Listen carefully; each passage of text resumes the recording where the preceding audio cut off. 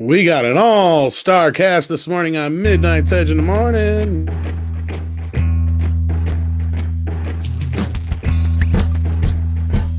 The Bad Batch ain't woke enough, folks. And Michael from Retro Blasting's here to talk about that pesky toy shortage going on, which I'm sure with an oil shortage isn't going to get much better, but we'll get into all that and much more. So good morning, folks, and welcome to Midnight's Edge in the Morning. I'm Tom, and with me, as always, is the boss man, Andre.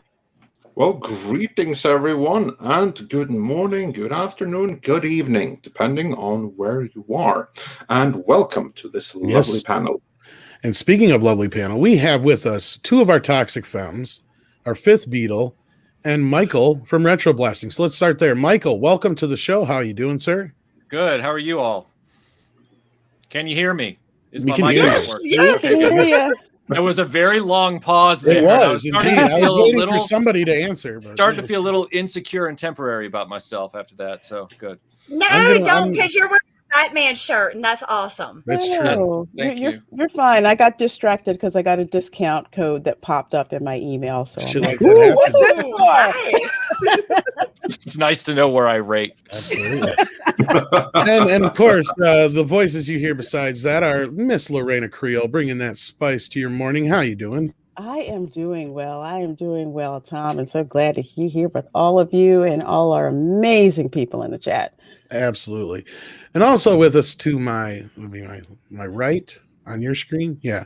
My right would be Mandy. How you doing, Mandy? Our other Toxic Femme with us this morning. How you doing? Like, what? Hey, y'all, it's early. It's early, but I'm here, and I'm so happy to be here with all of you guys. And hey, everybody in the chat.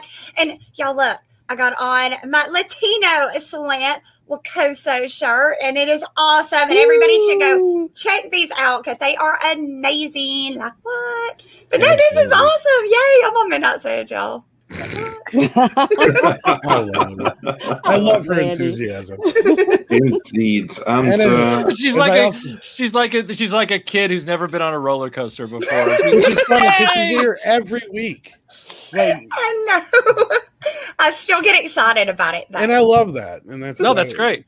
That's why it's great. And also with us is the one, the only script doctor, our fifth Beetle, who has a cure for all your entertainment needs. He's a PhD. Yeah, thanks so much. Thanks for having me on today. How's it going, everybody? Yes, Mandy, you've reached the height limit, so you can get on the ride. Yay!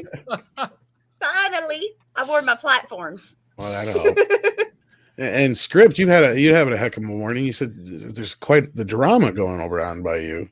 Yeah, in my area, someone is, I wish they're well, but they have a situation, and as a result, the authorities got involved, and as requested, it's not a lockdown thing. It's basically just they don't want anyone to get involved with the situation on the street at this moment in time. Gotcha. Yeah, so I get to stay home and work from home today, so that's why I'm here, and I'm happy to be able to turn this lemons into lemonade, so to speak.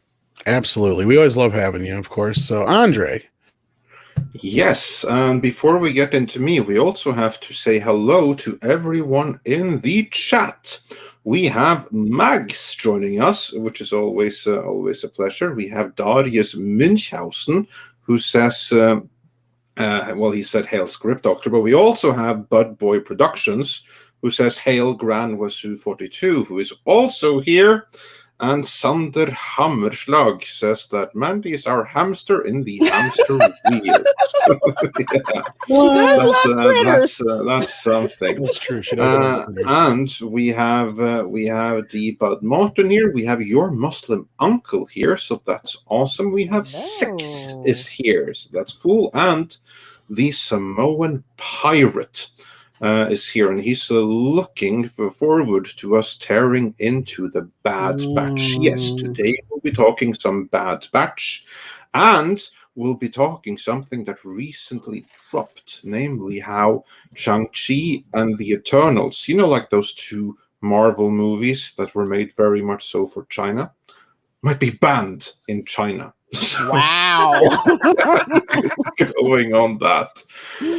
Good going on that. We have Spider Unlimited here. We have Nicholas Horton here, Shum is here, and Stephanie Janisek Smuggler's Cantina is here. So that is awesome. So everyone represent. And of course, we have our ever-trusted wrench, Natasha, is here. In case we didn't catch that already. But so yeah, pleasure to have you all here.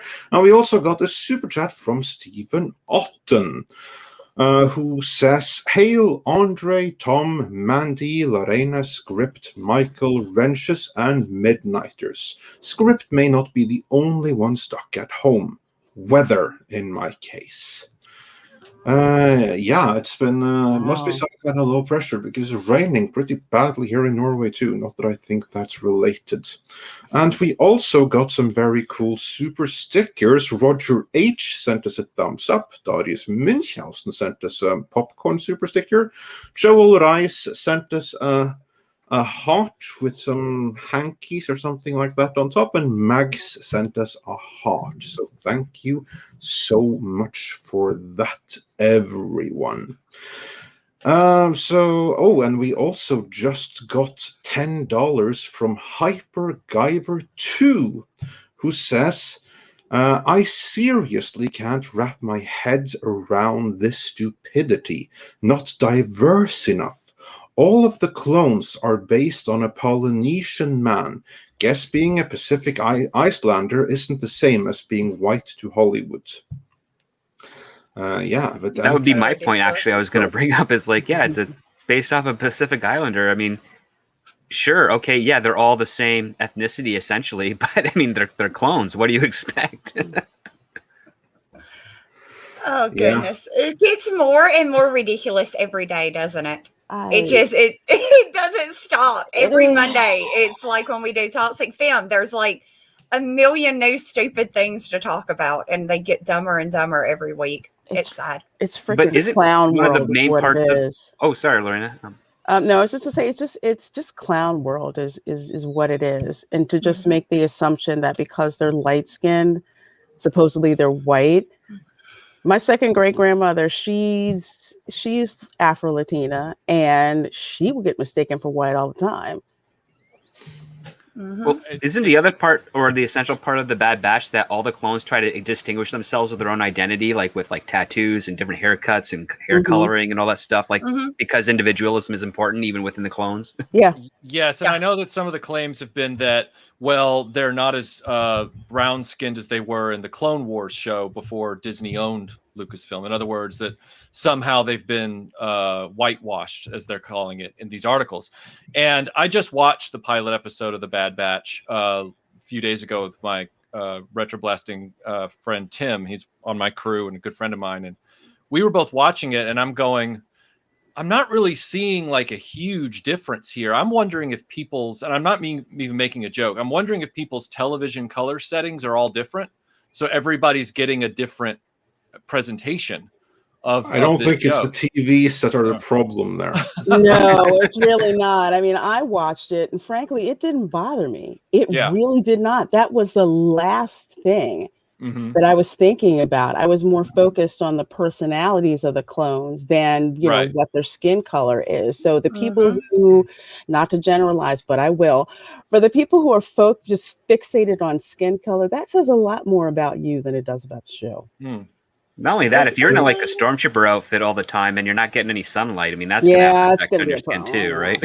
Well, on top of that, they clearly didn't change the character's identity because all the clones, they still have that voice and they've still got that, thing going on with that voice. Yeah, so they're clearly still being sourced, or positioned as being all the same guy from Tamura Morrison.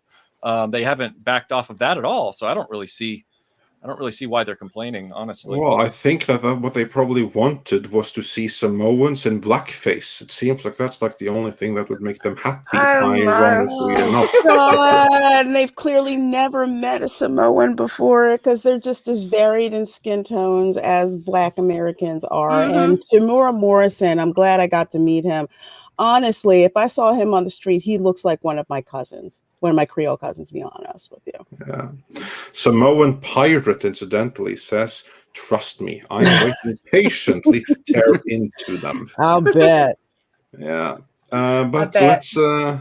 then we also, let's see, just to get caught up here real quick before we get into the story proper. The Red Lens says, so we have an Asian superhero, Captain Marvel, a woman, and soon a same-sex relationship having Thor, but not diverse enough. Okay. Yeah, no, of course not. Never enough.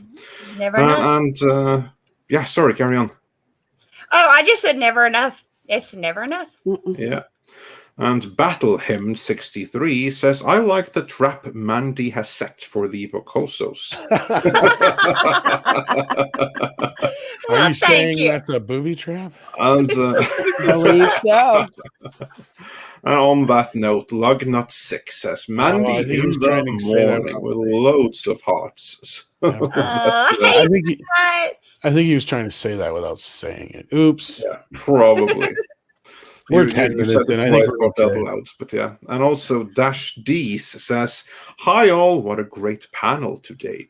Hey Mandy, a friend and I used to catch turtles, snakes, and frogs at the reservoir in our town and sell them to kids who didn't have pets for comic book money. Oh, that's so cool. Interesting. I used to set live traps for like bobcats, and when I would catch the bobcats, I would raise the babies and then I would sell them. So I did that too, but with bobcats. I gotta wonder how hard it is to walk around a frog, though. What do you mean? Like take them out on a leash for a walk? No, they'll just sit on your shoulder. Oh, okay. And you can get lizards to bite your ears and wear lizards as earrings. I used to do that too. I'm much more curious about the prospect of going around with a bobcat on a leash. But yeah, that's true. I think I've seen that done in Florida, but where else would it be? That's where all like the tiger. I can see the headline on that: Florida man attacked by pet bobcat. In the quotations, he was always so nice. Yeah. Yeah, but no, you can get them when they're babies, those and mountain lions, and you can raise them and get them used to humans. And yeah, they're pretty good pets, actually. It's really big cats. Probably just keep them well fed. And Mag says, hey all Southern ladies in the house ripping. Hey. Great panel today, Midnight's Edge. Can't wait to get into the conversation. Yes, indeed. So let's do that. Let's before we do anything else, let's continue with the Bad Batch story and go into the details there. Now I have it here. I'm going to share the screen as I take you to the story. Just give me 1 second here and we'll find the right one. Yeah, here we go. This then comes from Bounding Into Comics, more specifically from John F. Trent, who does great work over there.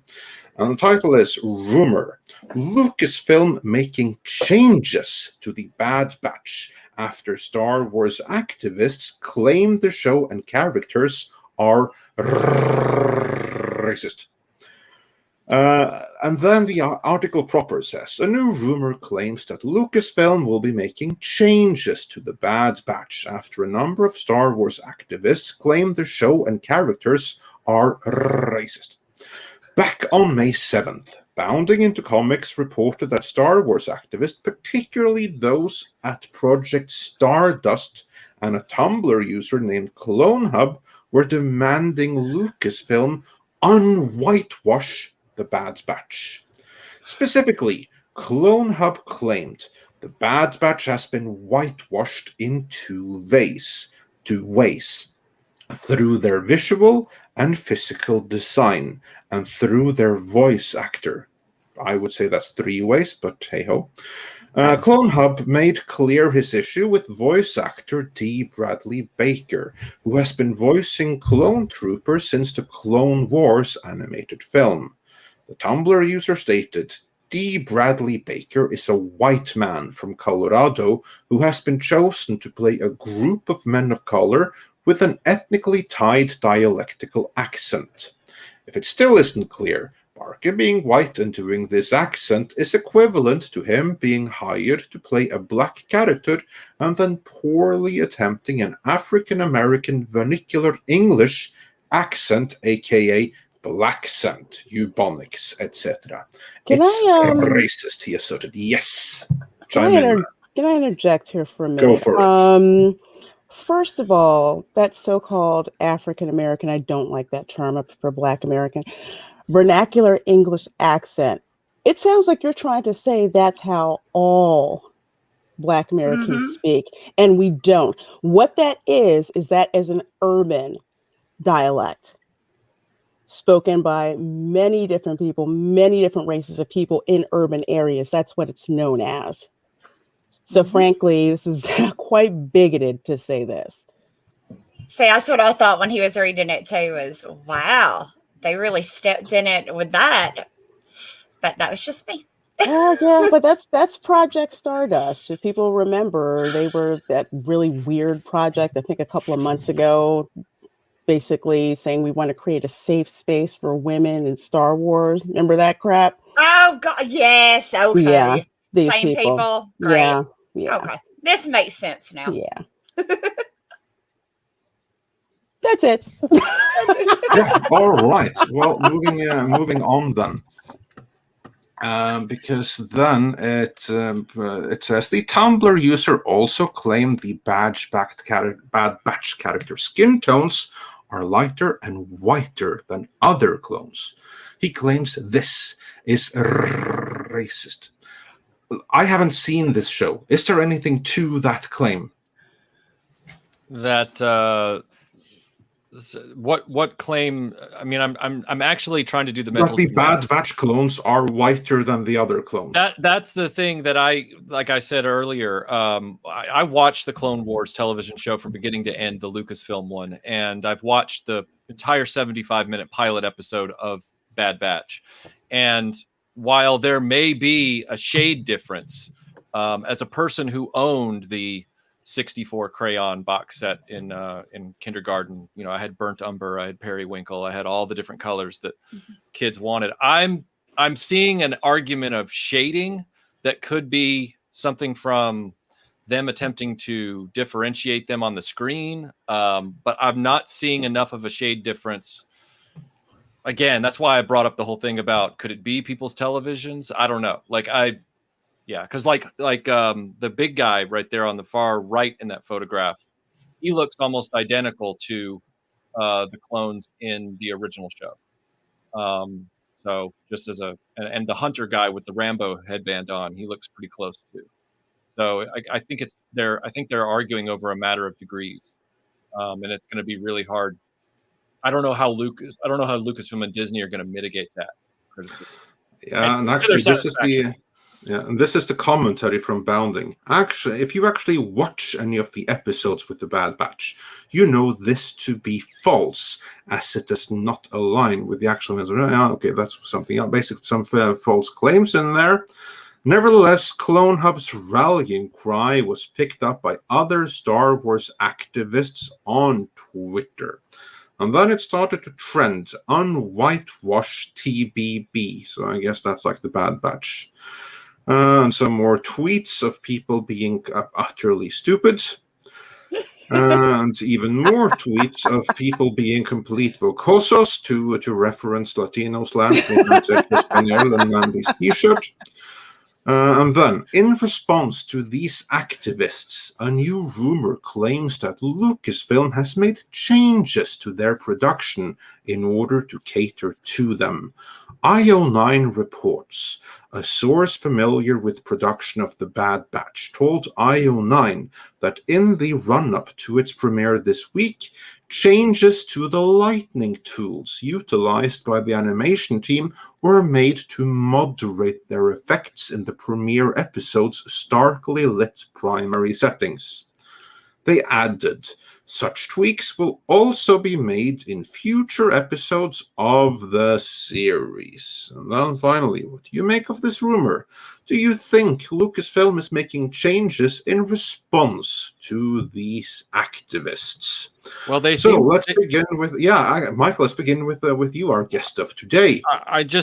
They've been responding to the social media din on almost everything for the last, especially the last 6 to 8 months. They just jump on whatever the Twitter sphere is talking about, which is or raging about, I should say, which is a really, really bad way to live your life. I mean, or run your company as well. So yeah, I fully expect that it is in response to Twitter rage. That's my instinct. That's my sensing the disturbance in the force. My spidey sense is tingling. I could do a number of other metaphors, but I'll leave it alone. Lorena, do you think that Lucasfilm is giving in to the activists? Oh, they're totally giving in. Because these activists, these are the type of people that they cater to.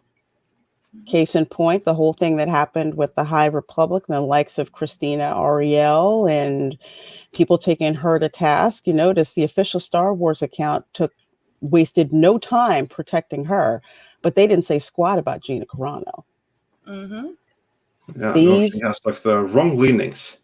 Exactly, the wrong leaning. So yeah, Lucasfilm will totally cater to this. They think that Twitter is real life.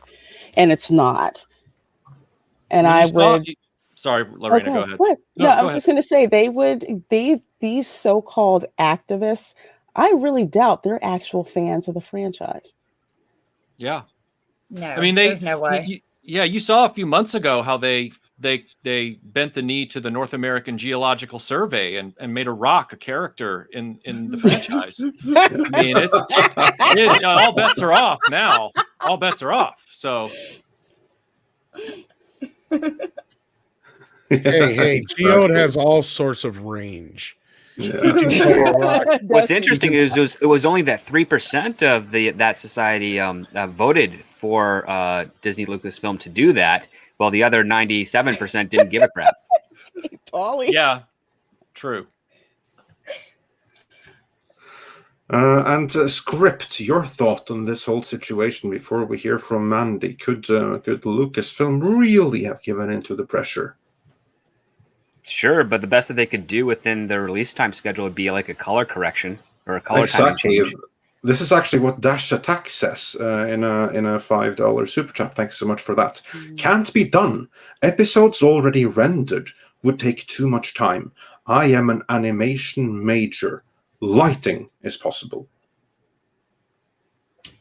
Yeah, that's exactly what they said. So look forward to the rest of the episodes in the shade. Very, very much shade by the sound of it. I don't know about the shading. Yeah, but I don't know about the shading. But yeah, they can do some color timing on it. It'd take maybe an extra 36 hours, depending on how advanced the.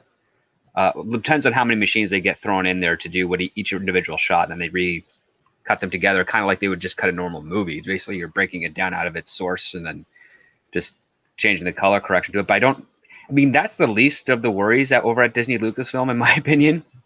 I mean, like they really need to start branching out on their creative side of things and getting people that can write more competent stories that have proper cause and effect and utilize the history that's been made for them by Lucas's team prior to the sale. But yeah, sure. Why don't we just focus on shading of fictional characters and not making them convincing characters? Right. Mandy, you seem entertained by this whole ordeal. Because it's just so ridiculous with Disney. I don't necessarily know if they're listening to Twitter as much if they're listening to the twits that they've hired to do these jobs. Like you got Kathleen Kennedy running around and they're pushing this agenda. And then you have these people on Twitter that are backing it up and they're just like, yeah, let's fire one of the most beloved people in The Mandalorian. No problem. You know what would make a really interesting character? A rock. Like what? Let's make a rock. I mean, so I think they're listening to more of the people that actually work there. They have just like infiltrated everything that we love, and they're just ruining it. I won't watch this. Why? So I can like it, and then they can fight about it and then change it to something I hate, like they did with The Mandalorian. I'm not going to put any more time into anything else Disney does or Disney Star Wars does until they absolutely clean house. There's no point. And on top of that, like Geode itself is really the lazy copy of Groot. It's like, there's a tree in Marvel. We can do something like that. Yeah, how about a rock? Okay. And what will we do with it? Oh, we'll just make it an actual rock. At least the tree had at least, Groot has a personality. It's like Geode and has distinctive features too. Exactly. And stages and everything, Right. Geode has, from what I can tell, no personality, no facial expressions, it's a rock. It's a rock. I wonder who's going to act for that part. Well, I wonder who's going to play that part. People will be scrambling to try to get that part. I'm going to play a lot. Well, luckily, it's only in book form for now, so we don't have to worry about it. Give them time. Give them time. They think this is a good idea. Her boyfriend gave her this idea, and she was like, yeah, baby. And she went with it. Mm-hmm. And also, since I saw that Fake Name has to be leaving soon, we have a couple of super chats to go through, but one of them is from Fake Name, and he says it isn't a racial issue, as the leftists want it to be. It's a cultural issue. People behave like those around them. Boston accent, Florida man, etc. Oh, yeah. I actually think that Marvel, as a division of Disney, should enter into the MCU a movie or Disney Plus series called Florida Man as part of the Marvel Cinematic Universe. The most misguided superhero that has ever lived. He does his best, but somehow he always catches something on fire or something. And he doesn't even have gator gets loose. Yeah. Right, exactly. Or holds an American flag in the middle of a hurricane in the middle of the street. Right. Or takes a geostorm and turns it into a lawnmower or something like that. Yeah. Like that patriotism will stop anything.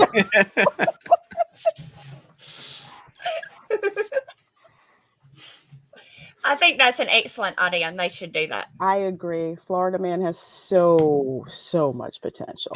So much. Neighborhood superhero, Yes. The hero we deserve. Florida Man. So is his sidekick Panhandle? Oh, that's good. I like that. I really like that. This is going places. See, this is going places. Yeah. This is good. He's always like, a half hour late. Right. His weakness is like strong wind. It seems like he's always getting hit by the tough breeze first. I love it. His cape is a hanging Chad. Oh, man. That's too small. He needs a mullet, though. He's really going to have to do something with the mullet. I want the power. A rat tail would work too. A rat tail would work too. He has to have a belt made of gator skin. He has to. Yeah, of course. Yes. A machete and a golf cart. A golf cart. Because that's how you get around. Golf cart. It's the only way to get around in Florida. Oh yeah, with like a beer caddy keg on the back, right? Yeah, think about it. When the hurricanes hit, you can't get gas. Guess what? You got your golf cart. Got your cart. Yep. I like it. I like where this is going. We need to make this happen. Speaking of making happen, Straight White Mage says, show some respect. Geode's Motherlode made a safe space by chasing out the cultural appropriator SWM Dr. Jones. I have no idea what that means. I was hoping you would. Is he referring to Indiana Jones? See, that's what I got from Dr. Jones. I'm trying to like Indiana Jones. Because I guess he could arguably be a single white male, but he married Marion in the last film. So that's why I'm like, maybe that's not what he's saying. So I'm glad I'm not the only one who's lost. Or maybe Indiana Jones is a straight white mage. No, maybe. In Indiana Jones 5, maybe we find out he's Gandalf. I don't know. Well, that would be something, wouldn't it? Yeah. He That has a would be a beard. flip. His first name is Henry. His middle name is Dumbledore. End of the movie. Like, mind blown. That could work. Yeah. That could work. Yeah. I like this. I like this. We're really coming up with some good ideas here today. Yeah. We are Oh, indeed, and boy. we have a couple of super chats relating to this before we move on to the next topic. So we have your Muslim uncle who says, I can't bring this up on screen anymore. Sorry about that. So you're just gonna have to listen. 3 Southerners on the channel. Well, yeehaw. So that's the only time I'm going to say that. Oh my gosh, hearing Andre say yeehaw was great. Yeah. Clip that. I'm gonna clip that later, I swear. And Spider Unlimited says, rock on, y'alls. And then we have, let's see. Gotta be worth the chuckle at least. And Ram Bam 3000 says, tell Lorena Creole I loved her evisceration of Batwoman. I don't have to, you just did. Oh, thank you. But for my mental health, I can't go back to that show. You did a Totally. good job though, and I was so thankful that like people like you and Az watched it and did videos on it, so I didn't have to. Yeah, I feel like y'all really saved me from something. Oh, I was just able to watch what y'all said, and it was perfect. So y'all did amazing. Who's the third Southerner? Is it That's a good Tom? question. Or does someone know where I'm from? I don't Maybe know. you. Because otherwise there'd be 4.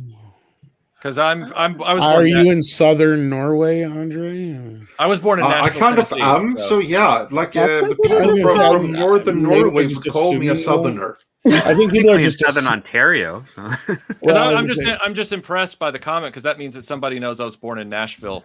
I was gonna say I think live- somebody either knows or they can just tell by maybe a slight accent. Who knows? I mean, maybe I don't know. I'm just here. See, now I Sometimes you hear can it. just hear it. I was gonna say, Oh my if you're from gosh. there, I mean, sometimes you just know. all my relatives were always like, "Hey, Michael," every time we went to But- Christmas dinner. I'm willing to bet it's the other one because you are kind of a big deal. So I'm very important. Don't lie. You know your family had a nickname for you. No, nobody in the South gets called by their real name. No. It was Michael. It was Michael, or it was Mikhail. Hey, Mikhail. That's what they would do. They just Mikhail. Yeah. You think that's bad? I have like about 10 different nicknames because no one could figure out how to say my actual name. So different relatives had different nicknames for me, and I answered to every single freaking one of wait, them. do you have one of those kind of names where only angels and God can say it, or What are you, Sebastian, in the Thought never-ending about story? it that way. But Michael, I the thing with you and nicknames, all I could see is somebody tried at one point, and you're just like, no, Yeah, I was just like, no. just don't. Yeah.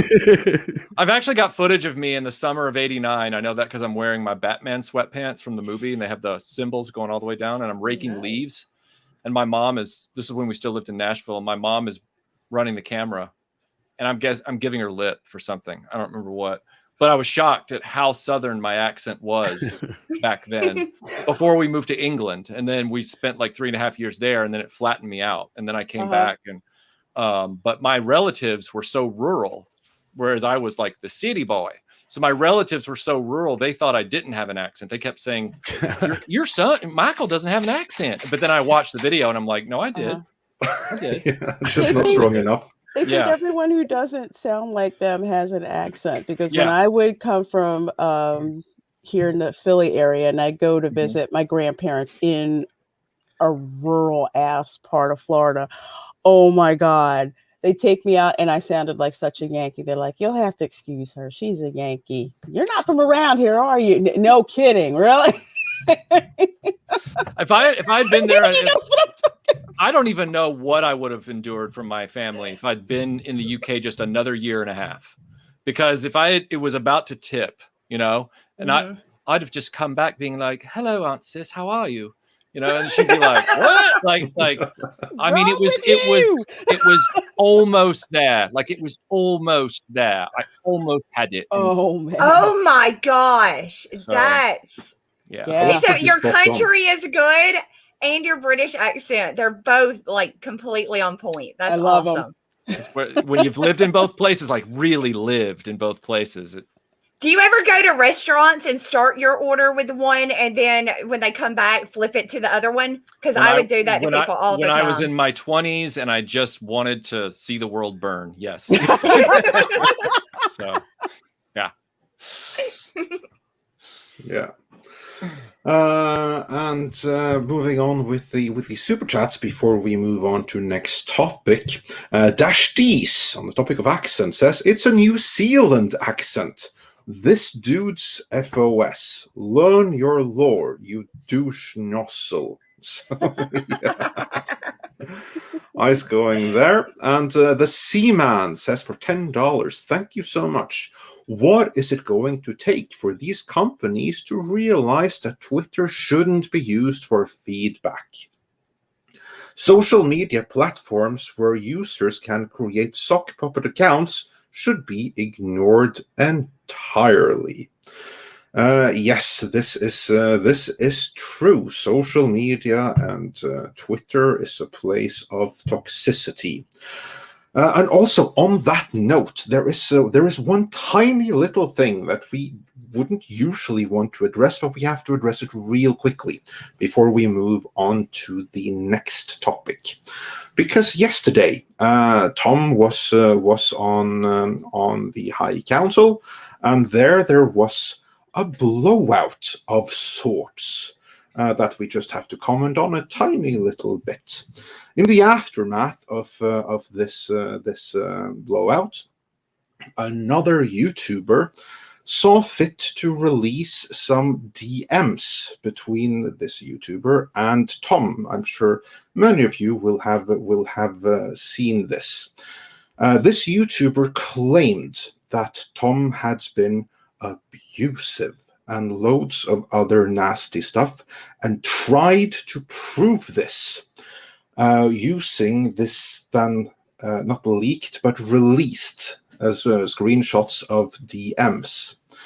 Now, Lorena and Mandy, you saw this leaked conversation and you've worked with Tom. Do you feel that he is abusive? Or do you even feel that those leaked messages were abusive in any way? No, I've worked with Tom now for, I would say, like going over a year, a little bit. And he's never been anything but kind and professional with me. That's always been my experience with Tom. You liar. You always like, my eyes are up here. I do not say that, Hush. I do occasionally tell him that he's a little bit like Eeyore. That's true. Somebody needs to stick a tail on him so he can be perkier because he's always so damn tired. But no, I've really enjoyed my time with Midnight's Edge and working with Tom. It's been a blessing, and I adore Tom. It's been amazing. So that's just my experience.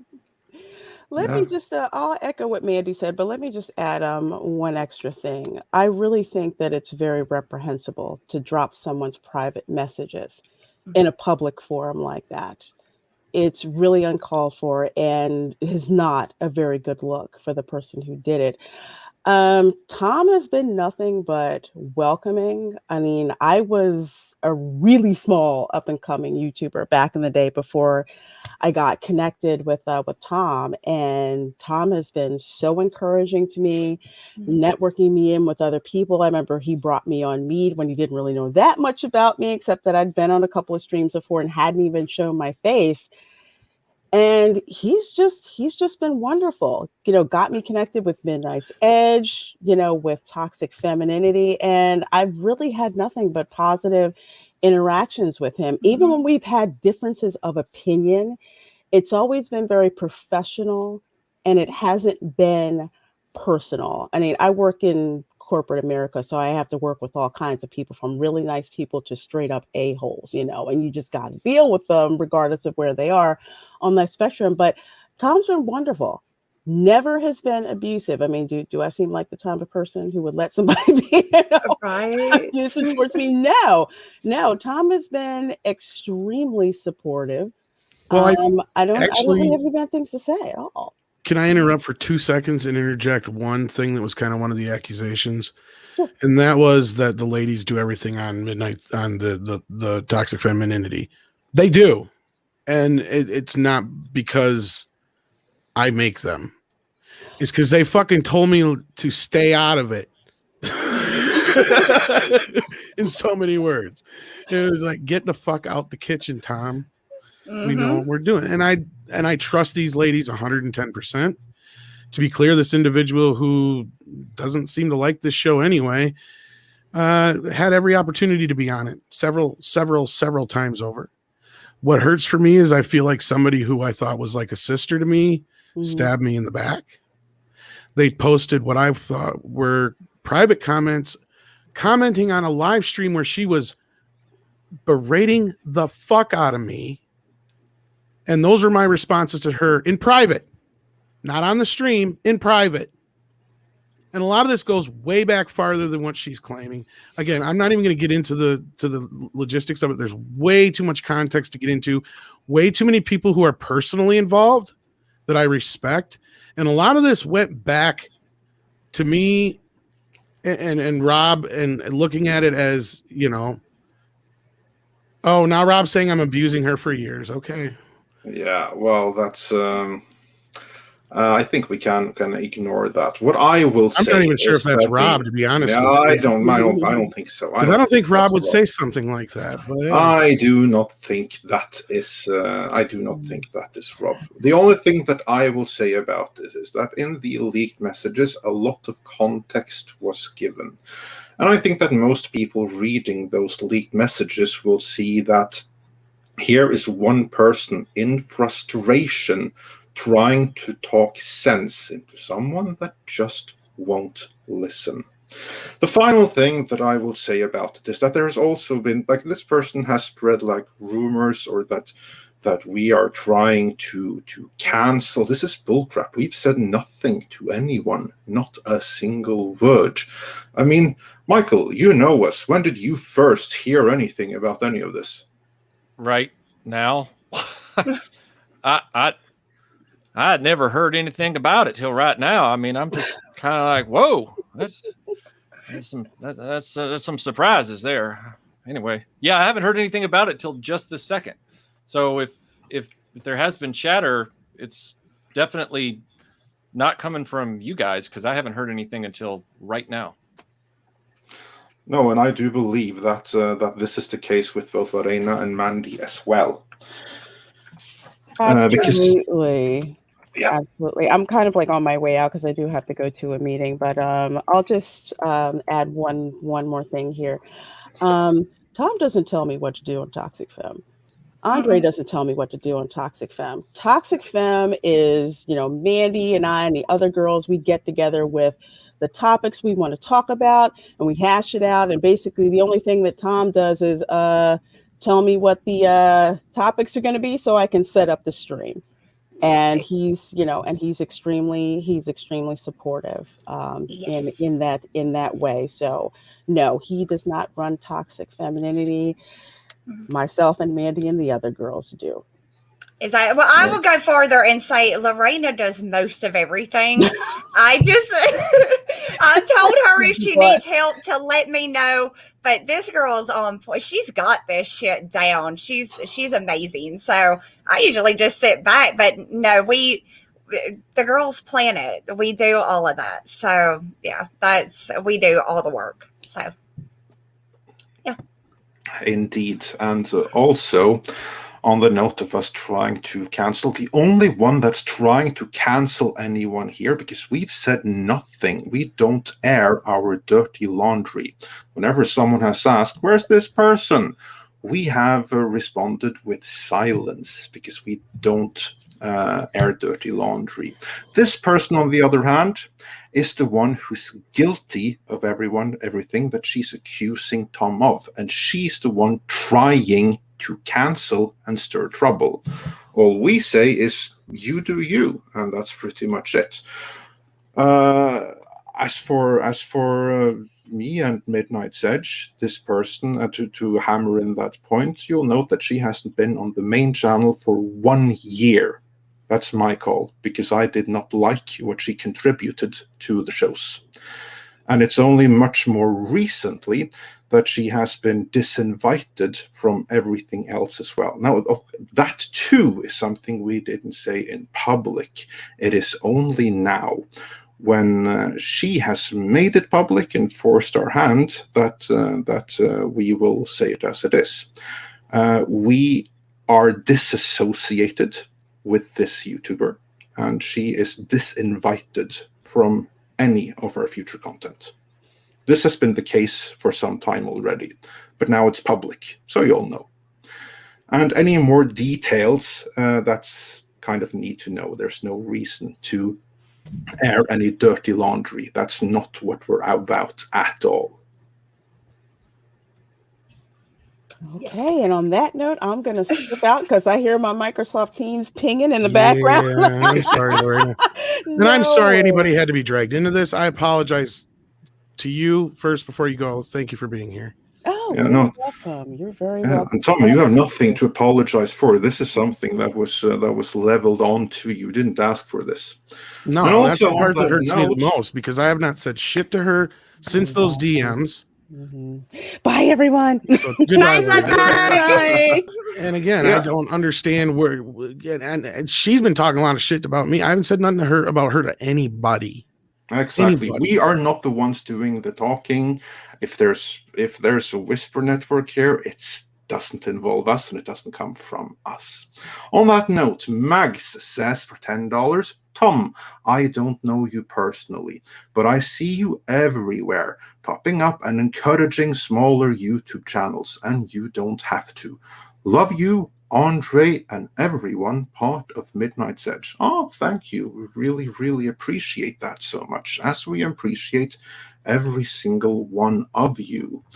And we also got a message from Fat Steven Seagal Gaming Reactions, who says Tom bends over backwards to be everywhere. He's legit.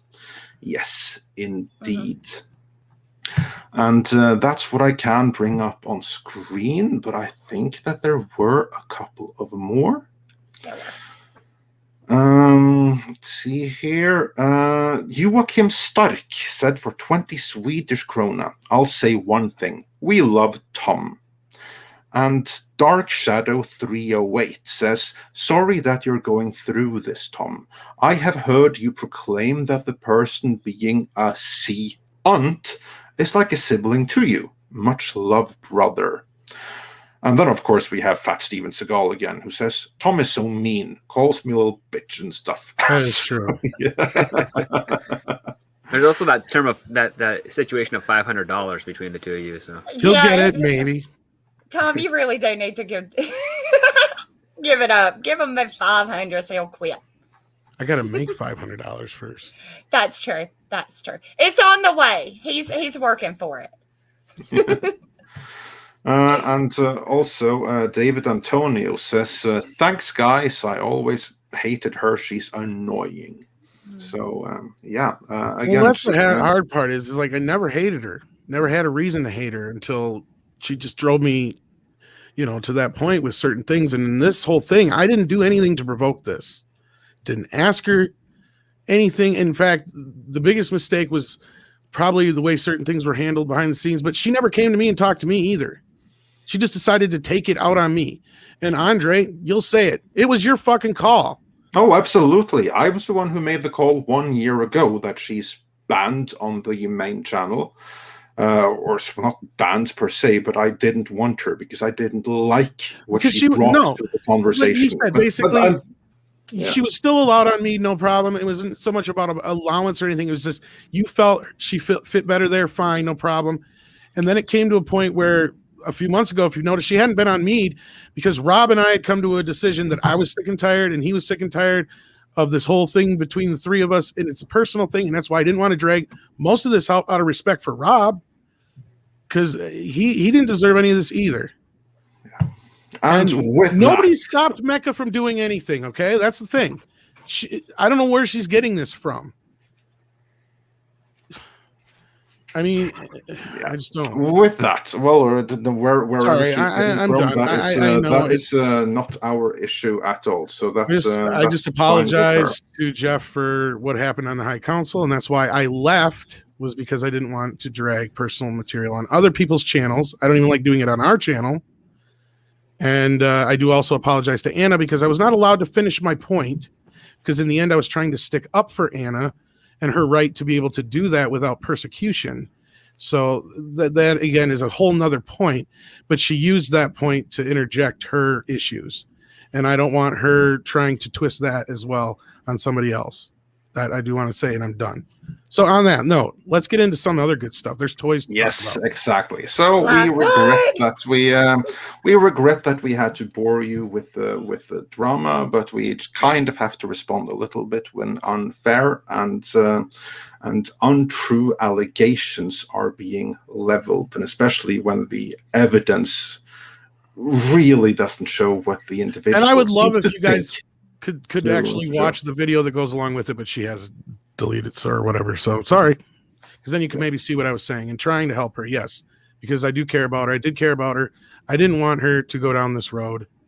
And again, it was one of those things we were hoping we could work out in the end, but she just decided to go this way. And I'm sorry for that, folks, that you had to be brought into that drama.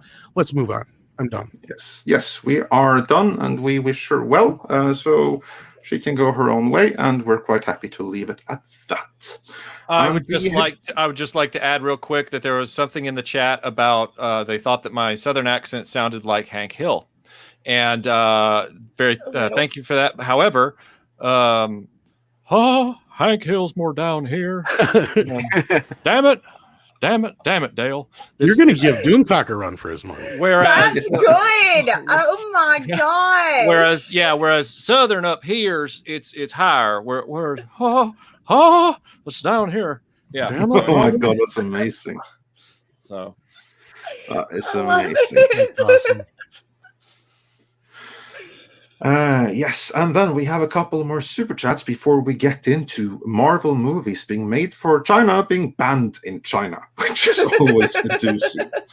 The Hijabi Gamer says, you were very nice to me that one time I was on the show. This makes me sad. I have watched Midnight's Edge and Midnight's Edge After Dark for years and always come across as a gentleman. Yes, very true. This is indeed right.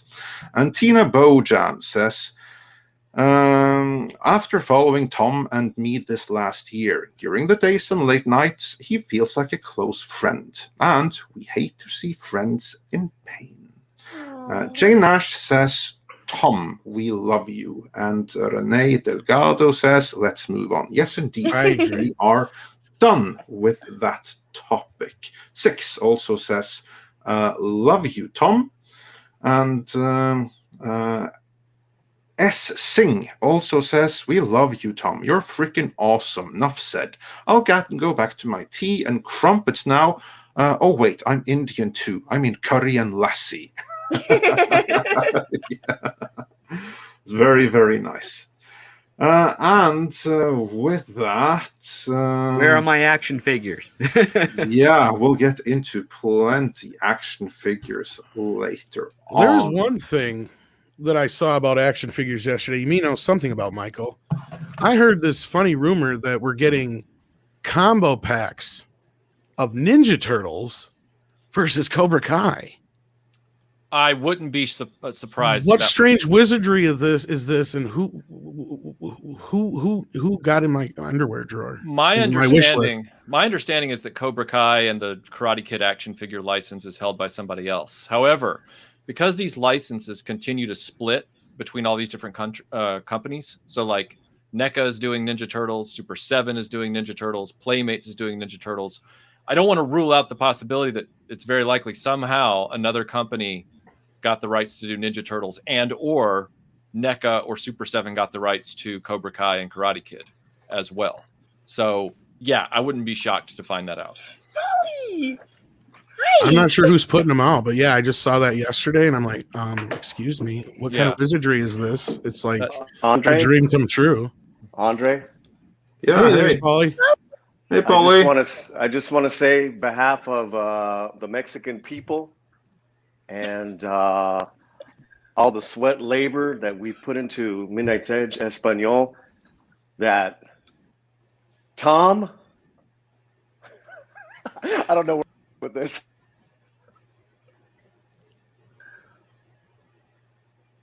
Are you gonna say you're breaking up there, Polly? Tom you is there? loving. Tom is a lot of fun, and you know, he walks the walk, and you know, I along with you guys, we're in business together, and you know, I've had nothing but a great experience, and it's been a short experience so far, but it's been fantastic. So it's really disheartening to hear any of this, but love you, Tom. And that's all I got to say, brother. Keep your chin up. I like you too, Polly. No, I love you, Polly. Like, no, this is funny because it's funny you're here. I gotta ask you something real quick. Get it out, mijo. Get it out. What the hell is this?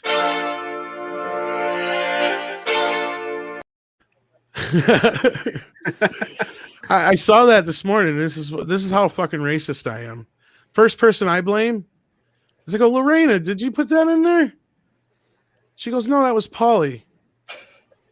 I'm like, oh yeah, it's a Chihuahua.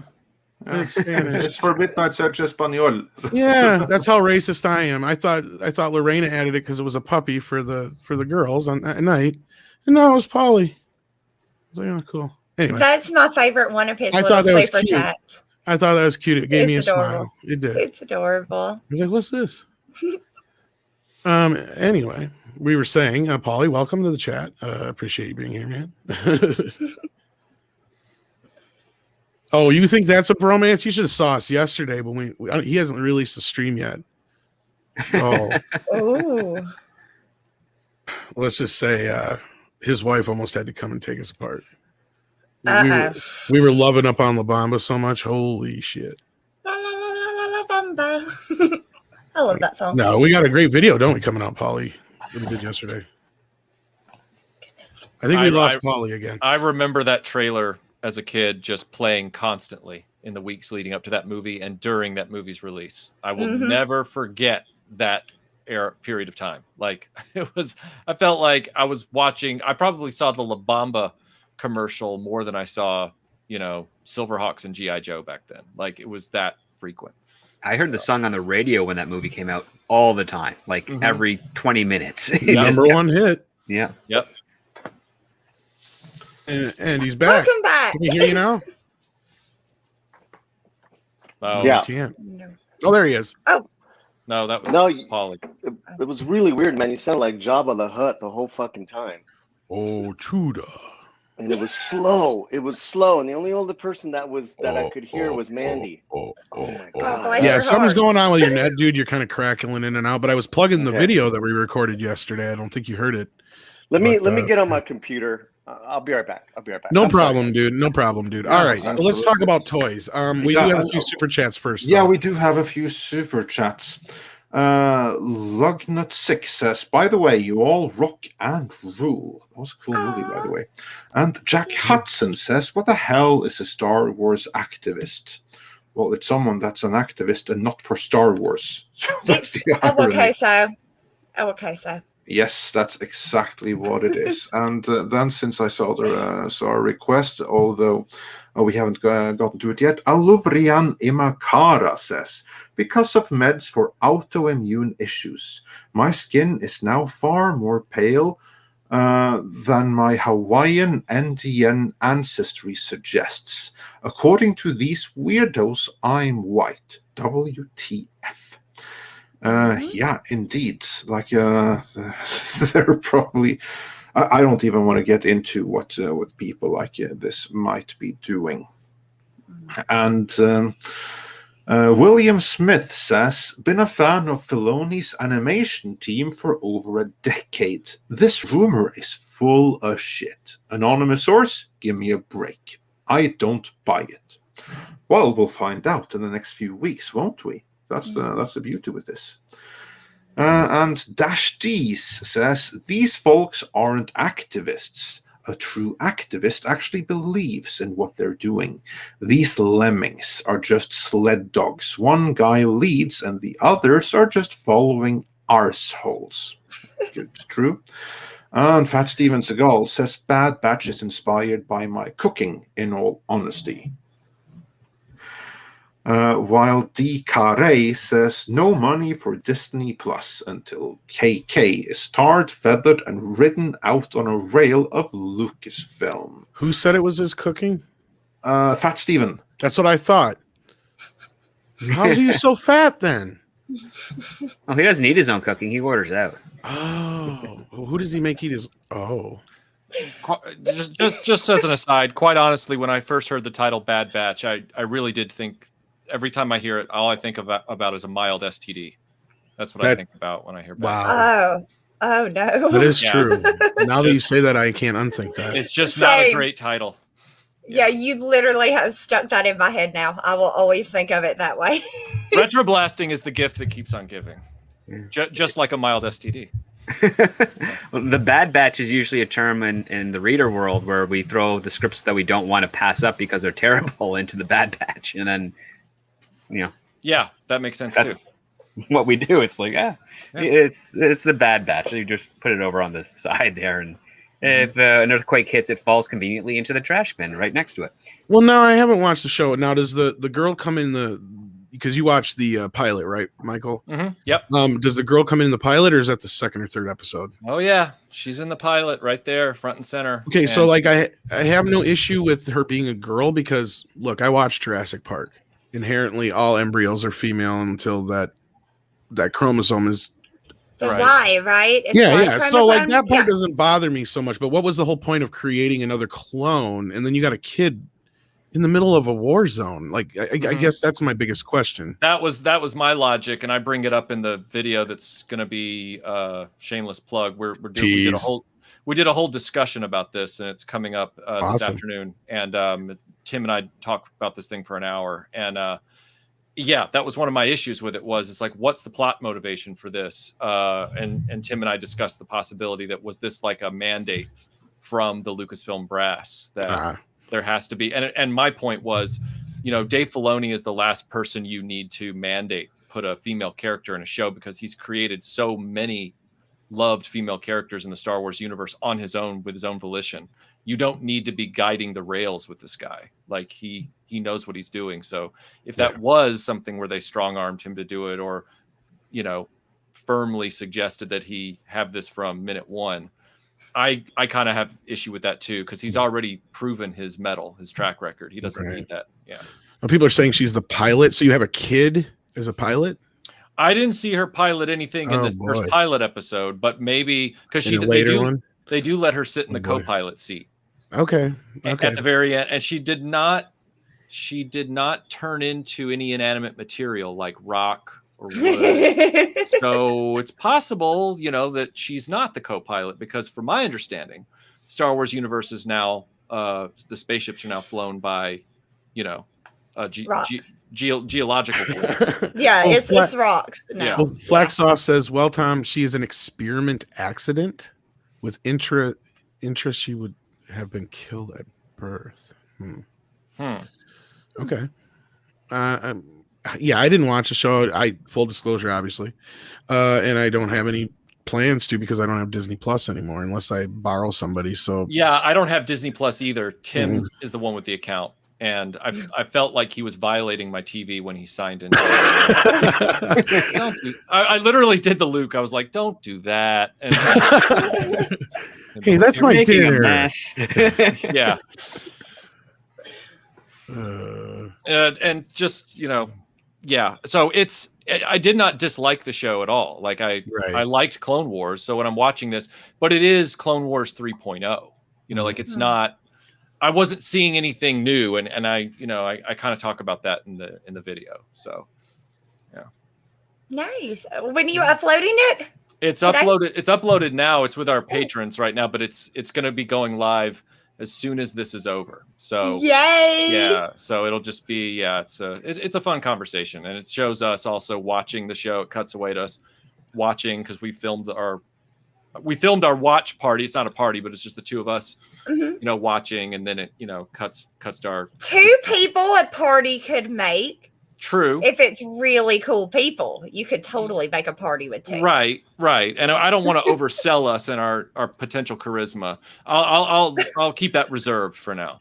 But we are learned Star Wars people. So, and Tim is a big prequels and clones devotee. That's his space. Like Hitch says, this is where you live. You don't get out of this box. Well, that's where Tim lives in the Star Wars universe. So he knows a lot about it, and it was good to watch it with him. So that sounds awesome. Yeah. I like the Hitch reference there. That was funny. Thank you. Thank you. Will Smith and Kevin. Yeah, that's right. You'd be surprised how often that analogy applies to things you're talking about in the pop culture space. So this is where you live. You don't get out of this box. This is where you live. So indeed it is. But I promised a story about Marvel and China and being banned from it, at least some things. But before that, we have a couple of more super chats to go through. Yeah, as Hyperguyver is curious if his got skipped. I don't think so. So we'll see. Who you said? Hyperguyver and also Aluvia Imakara, if we didn't get his already. Either. I've gotten Aluvia and Imakara. Okay, we gotten already. Hyperguyver 2 haven't gotten to yet. Okay, we're getting there. Awesome. Getting there. I'm a unicorn has a message for you, Mandy. Oh. Mandy, you can't sit like that. According to experts on Twitter, real people don't sit with their knee up like that. Oh, that's so stupid, too, when they say MJ can't. Look at this. I was going to say, you sit like that once in a while on the show. All the time. I constantly sit like this, or I pull the other one up and sit. I mean, I'm constantly. You're always moving your legs. You do that all the time. That's the most ridiculous thing I've ever heard. That's like the most ridiculous argument that women don't sit like that. I literally sit like that all the time. So don't buy into it. It's a gobbledygook. And I'm sure there's at least 10 or 12 30, 40 guys out there that watch Toxic Femininity that will back me up out there too. So, exactly. They're paying attention. Very so. Exactly. You can easily sit like that, but thank you. Yes, indeed. And then we get to Hyperguyver 2, who says Florida Man Volume 1, Crouching Mordron, Hidden Badass. That's clever. And while we're on the topic of Star Wars, FD Link has a question for you, Michael. Yes. What do you think the chances are of Disney ever releasing the Star Wars OT unaltered theatrical cuts on home video? If they haven't done it by now, and they've had the property for almost 9 years now. Like in November, they will have had the property for 9 years. I don't see that happening. I have a feeling there is a contract clause with Lucas, and as part of the handover, plus he's a major shareholder at Disney. He has this weird idea about his vision for the Star Wars films being sacrosanct. And even though he tinkered with it for every home video release since the special edition, and the theatrical release during that first week, right? Exactly. So I don't see what they're. I know that they might be able to crunch the numbers and say we can make a lot of money doing this, but Disney could have made a lot of money doing a lot of things, and they haven't done it with this franchise, like keeping Luke Skywalker alive, not firing Gina Carano. Like they've done a lot of things that are counter to what the fan base has gotten engaged by. And so like it's almost like a death knell for the fan base to get excited about something, because once they do, it's only a matter of months and Disney's going to either pull it away or mess it up, or I mean, and I don't mean to sound so pessimistic about it. I simply mean that that's their track record. No, you're absolutely right. That's why I won't watch anything Star Wars related anymore, because if I do give something a chance and I end up liking it, they're going to change it. It won't stay like that, because the people that don't care about it are going to throw a little fit, and Kathleen Kennedy is going to act of a fool, and they're going to change it, and then it's going to be crap. And then it's like, it breaks my heart over and over again. They get you in, and then they change everything. There's a word, bait and switch. That's what they do. They get you in, and then they flip the script on you, and it changes to something completely different. You're like, this isn't even the same show. Right. This is crap. Yeah. This is Star Wars. Okay. And you found it, and you really like it. But now Disney comes along with a little claw hand and tries to take it away from you. And now the fans and Disney are fighting back and forth, and we're hitting Disney with our little stick and saying mine, mine, mine. And Disney's like, no, it's mine. And I don't know when that's going to end. I just don't know. Yep. So exactly. Be right back, you guys. I got to get a new drink. And with that, do we have any more super chats? Yes, we do. We have Dashtis, who says, sorry for the bitterness, I'm changing my meds, or I'm just fed up with all this stupidity. Hard to tell. Oh, tell me about it. Yeah. I hear you 100%, man. Indeed. I'm just going to do a quick refresh here. Let's see where we were.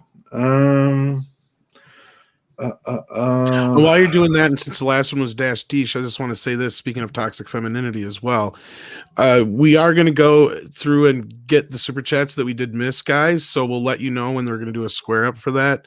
I think Andre's actually gone through some of it already, but we'll let you know when we're going to do that. Yes, I want everybody to know. There will be some kind of square up, or maybe we'll start next week's toxic femininity by going through everything that was missed last time. So we will get one way or the other. Single super chat. Maybe not in the second they come, but we'll get to them all in the end.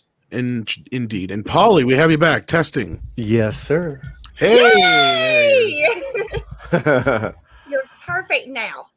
Hey! Oh God. Yeah, what a crazy morning over here at the Slant House. But how's everyone doing? Good to see you. Good. Retro blasting. Pleasure to see you again, sir. How y'all? I actually have my pantry now completely stocked with Santitas because of the last time I was on the chat with you and you started eating them, and I got wait. How do you? Because I've always called them Santa Tias. How do you say it? Santitas? Yeah, Santitas. Yeah, just say it fast. The faster, the better. I'm Southern. Everything's slow. It's Santitas. Santa's got right? titties? What? Hey. Hi. Hey, Paul, you got any of them Santitas? I like them. I like them chips. Especially with cheese kind. I'm looking for them. I'm looking for them corn chips, the ones that don't start with a T, not Tostitos, the other ones. Oh, you know the ones I'm talking about. Oh yeah, yeah, retro. You talking about the alotes? Yeah, with the good artwork on. Them alotes the bag. Yeah, they got not the just artwork. like colors, but like really good artwork. That's the one I want. Yeah, I sure do like them Mexican food and stuff. Yeah, yellow or white. I mean, it don't matter to me. Them chips are good, man. I mean, they're good. And now we have them chips are good, man. Now we actually while we're on that, Jesus Davila says, retro blasting. Can you say? Yeah, you see it right there in Hank Hill's voice. Oh, dang it, Bobby! Dang it! Dang it! Oh my God, I love it. That was absolutely brilliant. Andre, I don't know if that my message went through, but I will just say, can I just say this really quickly one more time? And hey, Script Doctor. Sorry, I didn't say hi. How you doing, Polly? Hey, brother. Yeah, there's a couple things. I'll keep it quick. Friends work shit out in private. That's just, and if you got a problem, I mean, who doesn't have problems with their friends? That's why, a good friendship is that they have your back. When good times are tough. It's not when everyone's agreeing and all that shit. So work it out privately, which I know Tom is a gentleman. We even talked about this. Tom is a complete gentleman as far as doing that stuff private. One more thing is I'm 100% so professional and excited to be working with Tom and Andre on Midnight's Edge Espanol. It's been and in fact, you guys have disagreed with some of my suggestions of like, when do we start? But you guys trusted me, and it's a good working relationship so far. And I'm hurt to hear all that and see all that. But Tom, I love you, and I'm mi hermano. Let's do it, brother. Too, man. And then what I said before was I was making fun of you for putting up that new sticker, and I said I'm so racist that I actually thought Lorena did this at first because I thought it was one of the ladies putting up a new puppy. I wasn't even paying attention to the fact that it was a Chihuahua and it had Spanish on it. That's how racist I am. I didn't even put 2 and 2 together. You're racist. I'm so racist. But yeah, now we're doing the super chats. Okay, and cool. I appreciate that, man. And I do love you, and I appreciate everybody who's been sending me some love. And I hate even being in this position. It's really fucking stupid. It'll all pass, bro. And it'll pass. Yeah. It'll pass. People can see who is being quiet and who is actively trying to cancel. So yeah. And Joachim Stark says for another 20 Swedish krona, small monetary group hug. Tusen tack så mycket. We really appreciate that. And Tiberius Monk says, I'm late to this, but Tom, you are awesome. I appreciate your insights and your koala love. We appreciate you, so stay strong and keep our booties shaken. Look, koalas are so cute, I might not even mind if they gave me chlamydia. Well, let's not go get in a position where that's even on the table. Yeah, that's what I was about to say. No, I mean, if you get it from just giving koalas hugs and stuff, they say that's what they keep saying is like. No, that's not how. I don't know who has said that, but I know how you get that, and it ain't from. I've been lied to. You've been lied to, sir. On the next episode of Star Wars: The Bad Batch, someone gets chlamydia from a koala. I don't know how it happened, Master. I don't know how it happened at all. Well, you should know it's a koala. It's got the chlamydia. Oh my God. And also, Fat Steven Seagal says, I almost forgot. F you, Tom. Give me $500. I will eventually, all right? Just you know what? You don't have to give him anything. I'll give it to him eventually. We've been going back and forth. Shots fired. You should buy him like 500 bags of ramen noodles and send it to him. It'll be when he least expects it. Well, how much is 500 Canadian dollars? Oh, you said dollars? I thought you said doll hairs. Doll hairs. Oh, that's an old joke. I'm so sorry. Racist. So old. I have no idea what's going on right now. I'm so out of it. I just love that you wore this shirt last night and this morning. You're talking about the $500 thing, Mandy? No, I know about that. Okay, I was going to say. Just anything else that's going on at this exact moment. I'm very confused about koalas with chlamydia and doll hairs. I was told that chlamydia is present in koalas. I don't believe it. Like they will give it to you like a gift. I don't believe it. And Andre, via post? Have I ever explained to you the give me $500 joke? You have not. I didn't think I had, and that's probably why you never laugh. Okay, the short version is: remember when they were going after Gina with all those tweets, and they're like, "You've like emotionally through all this emotional distress." Said that you owe me money for therapy because exactly. And she's like, "Give me $500." It's like, okay, this tweet is just basically, "Fuck you, give me $500." Yeah, so like, for the next, I don't know, 2 hours, that's all Steven and I would do is like, "Fuck you, give me $500." So like, it won't stop. And now we owe each other like $500,000. Yeah, it's grown. It's grown a lot. Luckily, maybe it cancels out. So that's no, eventually somebody's gonna have to pay. Well, luckily, it'd be cheaper for you, Tom, because the currency conversion to Canadian for Fast Even is, I think, 83 cents on the dollar. So he's not paying. Yeah, and also speaking of the dollar, I mean, like you have such wonderful administration now that's going to go right into the toilet, so you don't have to pay anything. Oh yeah, it might be on par again, like it was like 12 years ago. Yeah. That's great.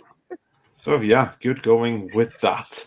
But I promised another main topic, and let's try to get into that right now. We have more super chats. We're gonna get through every last one of them, but first, next main topic, and that actually is a pretty fun one. I just have to be able to share it on screen here. Give me 1 second to get it all to cooperate and find the right one. There we go.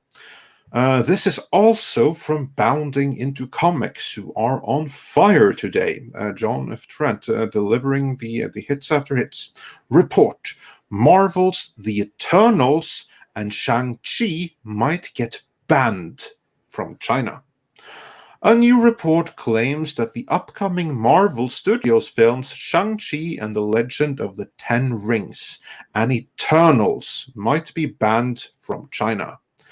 This new report comes from Variety, after CCTV6 China Movie Channel omitted both Eternals and Shang-Chi from an upcoming list of Marvel Cinematic Universe Phase 4 films. Variety's Rebecca Davies reports that CCTV6 China Movie Channel aired release dates for 8 of the next 10 Marvel Studios films, but did not include Shang-Chi and Eternals, which are expected to hit theaters following Black Widow on September 3rd and November 5th. Davis explains why the omission of these two films could mean they might be banned from China. The omission might seem small, but its significance lies in its provenance. The channel is under the jurisdiction of China's powerful propaganda department, which has the final word on film approvals. As for why Shang-Chi and Eternals might be banned from China, Davis cites director Chloe Zhao as the main reason for Eternals. As reported by New York Times, Zhao saw her Oscar win for Nomadland censored in China by the communist-run government. The censorship came after Zhao's comments about China from 2013 resurfaced, where she described the country as a place where there are lies everywhere. More recently, Zhao also reported to having said that the United States is now my country, ultimately. However, the Australian website would later publish an editor's note claiming it was a typo and that Zhao actually said, "not my country." Yeah, I don't believe that for 1 second. Nope. As for Shang-Chi, one of the issues is the use of the Mandarin. As noted by Davis, the Communist Youth League paper China Youth Daily claimed in 2019, although the Mandarin is not the same person as Fu Manchu, it is still under the shadow of Fu Manchu. They added, even just the announcement of the characters has caused huge controversy in China. Marvel wants Shang-Chi to earn money from global audiences, but faces a big challenge. The film itself will decide whether it will land in tears or laughter. Davis also cites a Weibo user who stated, "So you changed the name and it's not Fu Manchu anymore? The Mandarin is inherently a character that blackens the image of the Chinese people." The user added, "I hope China Film and the censorship authorities won't be bought out by this.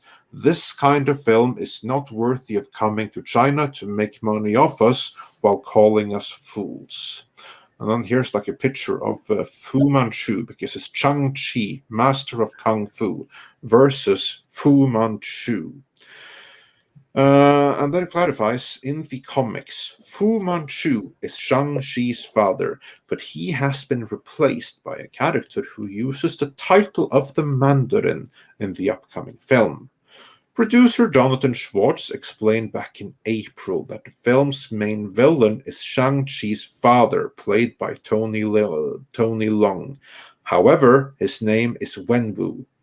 Schwartz stated that Wenwu is a new character created entirely for the Marvel Cinematic Universe. Nevertheless, he also detailed that the character has gone by many names, with one of those names being the Mandarin. And again, here's more pictures of Fu Manchu, and we'll get into who that is in a moment here. While Schwarz might be claiming Wenwu is a new character, Entertainment Weekly's description of the character says he's a powerful ancient figure who trained his son to follow criminals. Yeah, no one cares. Let's see if there's anything more interesting here. In fact, Davis claims one user says that Marvel Studios discriminates against Chinese people's appearances. Lots of see. Some users feel the movie is simply being made to pander to Chinese audiences. One wrote, "These are characters created solely for the purpose of getting a slice of the big cake that is China's enormous box office. There is no soul in them at all. The hodgepodge of Asian elements in the movie are unintelligible." One person compared the movie to the live-action Mulan, which bombed at the Chinese box office. They wrote, "It feels like this will be on the same level as the live-action version of Mulan."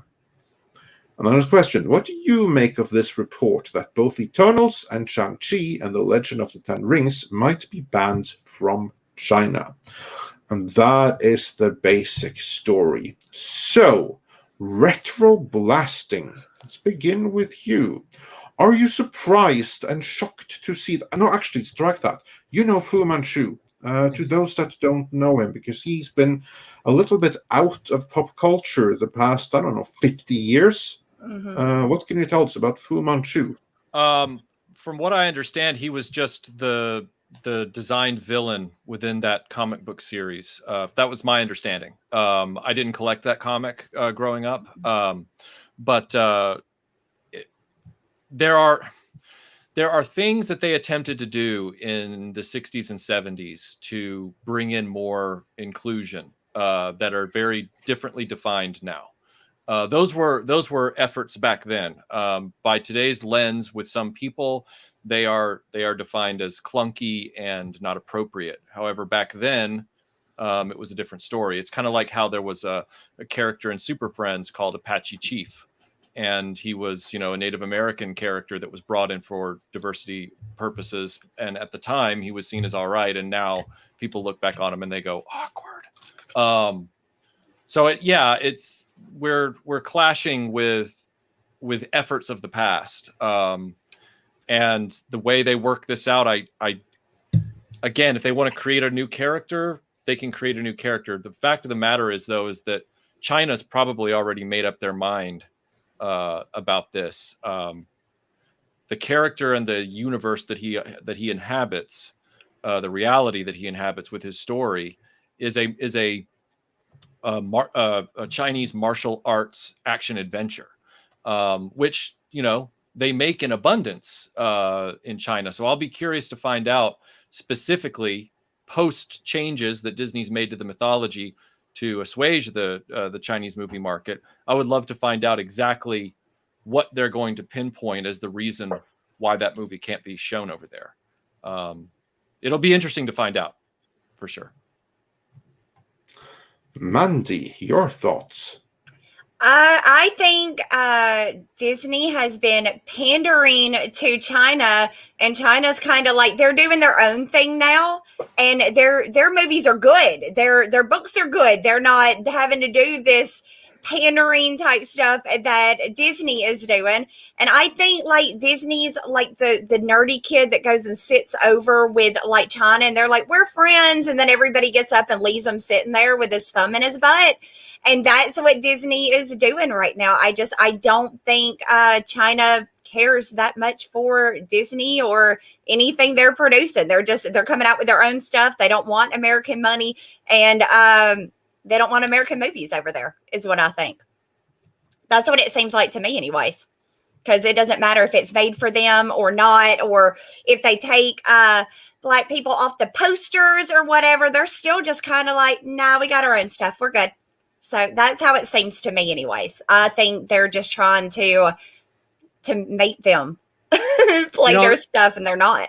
That's actually a really interesting point, because we've seen the same phenomenon happen with all the original streaming services, Netflix, Amazon Prime over here, where at first they leaned on all of the traditional Hollywood content to build up their libraries. Yes. And then they got the money that they needed, and suddenly they were making their own Netflix and Amazon originals. And, exactly. Yeah, now they don't, yeah. They don't care for it now. Right, Is what I think.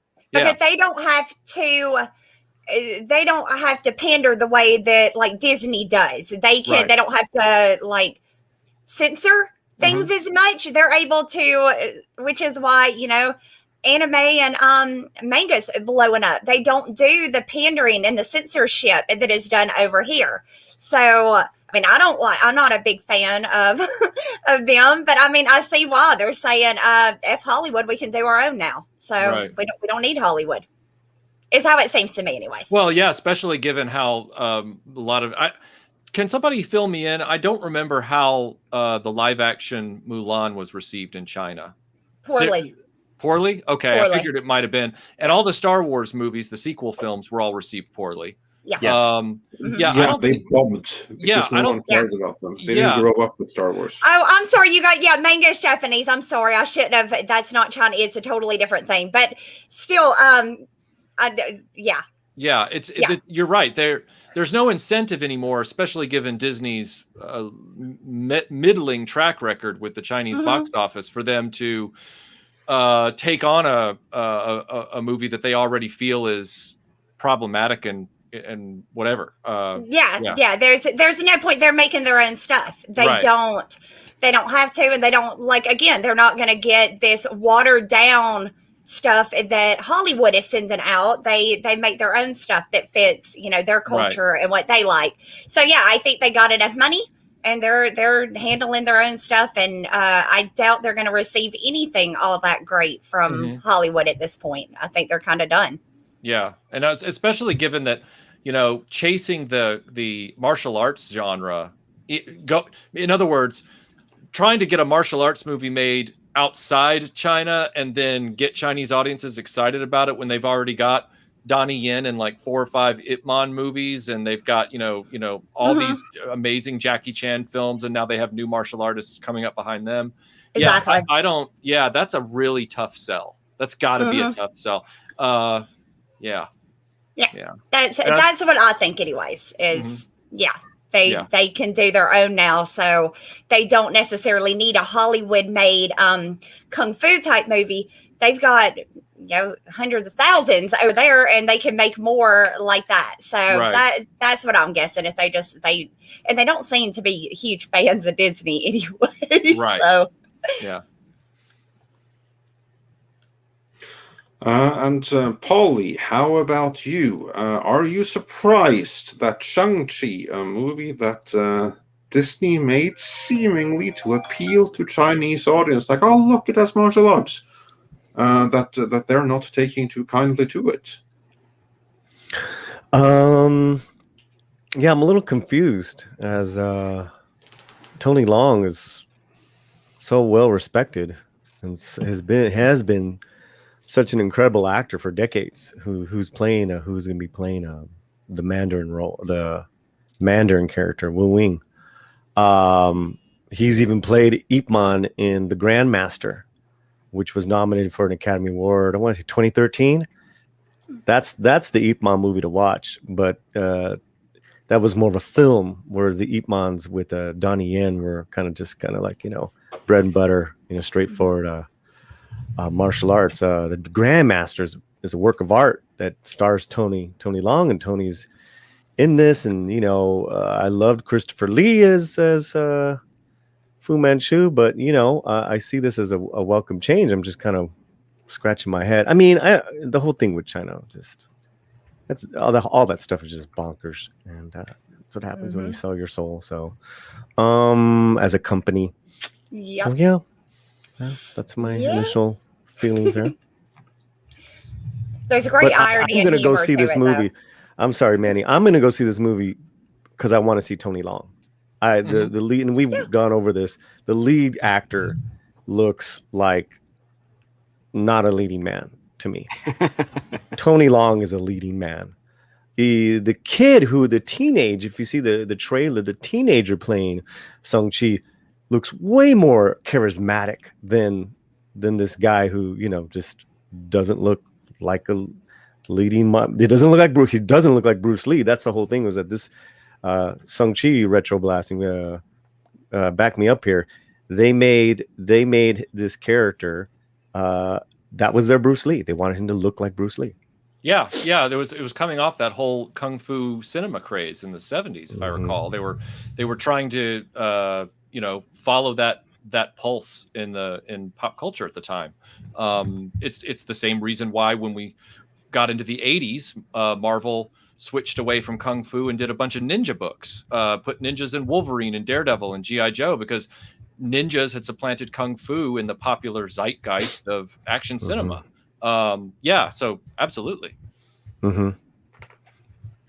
Yeah. So that being said, I'm I want to see Tony Long. I just think he's like he deserves like a huge spotlight. If he was younger, God, he would have been an incredible lead.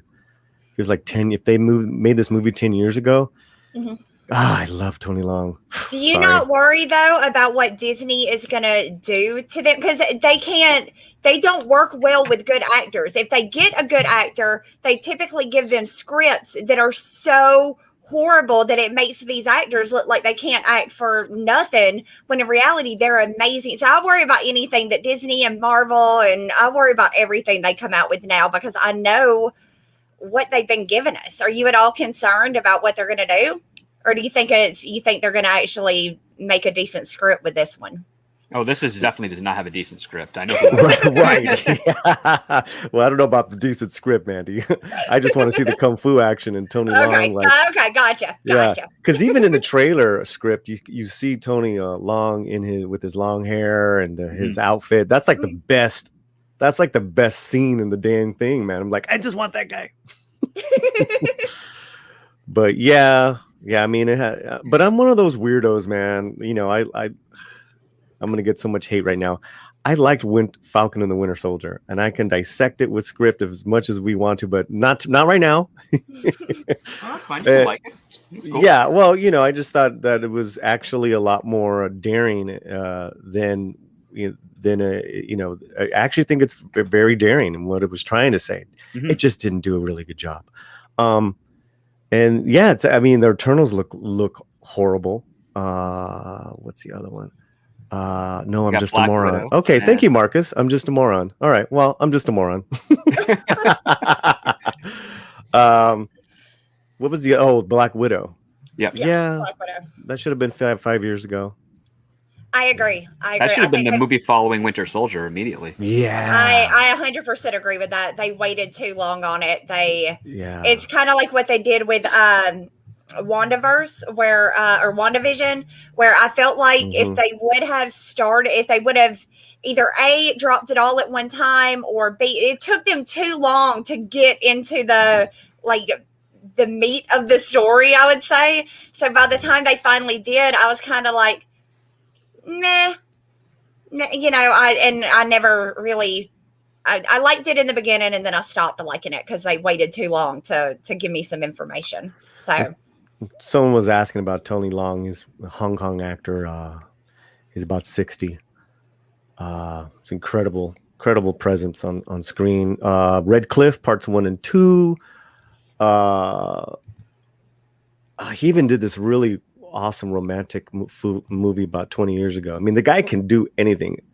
So yeah, I really wish he was the lead. But even Mortal Kombat, the best actor was Hiroki, who played Cary Hiroki, who played Shang Tsung. No, help me out here. No, you're thinking the first this Mortal Kombat. The recent one. Oh yeah, the Japanese actor who played not Sub-Zero, Scorpion. Scorpion, yeah. I love that actor. Oh my god, he was great. He was great. And they don't know how to use. You're right, Manny. They don't know how to use these actors right. They don't. They get these Anthony Mackie is an amazing actor. Oh god, I love him. Yeah. They just didn't. I know what they wanted to do, but they opted out for these really stupid agenda points, and it's like that's not great cinema. It's not great TV.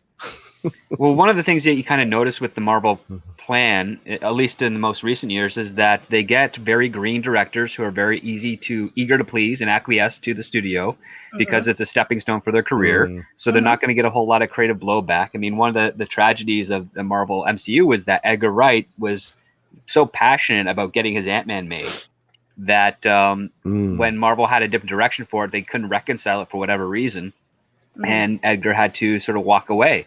And we ended up losing out on what could have been, I think, an equally fun, if not very more interesting take on Ant-Man. But I mean, I'm not disrespecting Peyton Reed. He did a really good job with that film, and the tone wise, I thought it was a lot of fun. So props to him. But that's just Marvel and whatever influence Disney is also having over that studio to sort of make sure that they have as much control as they possibly can, because they understand the value of this franchise. And so far they haven't done any massive missteps aside from, I guess, like Captain Marvel and what they're doing over on Disney Plus right now, because they're really they are like a chicken with its head cut off right now on the TV side of things for Marvel. It's like, I don't know what they're doing. They're not getting to the point. They're not refining their characters or stories as well as they should be.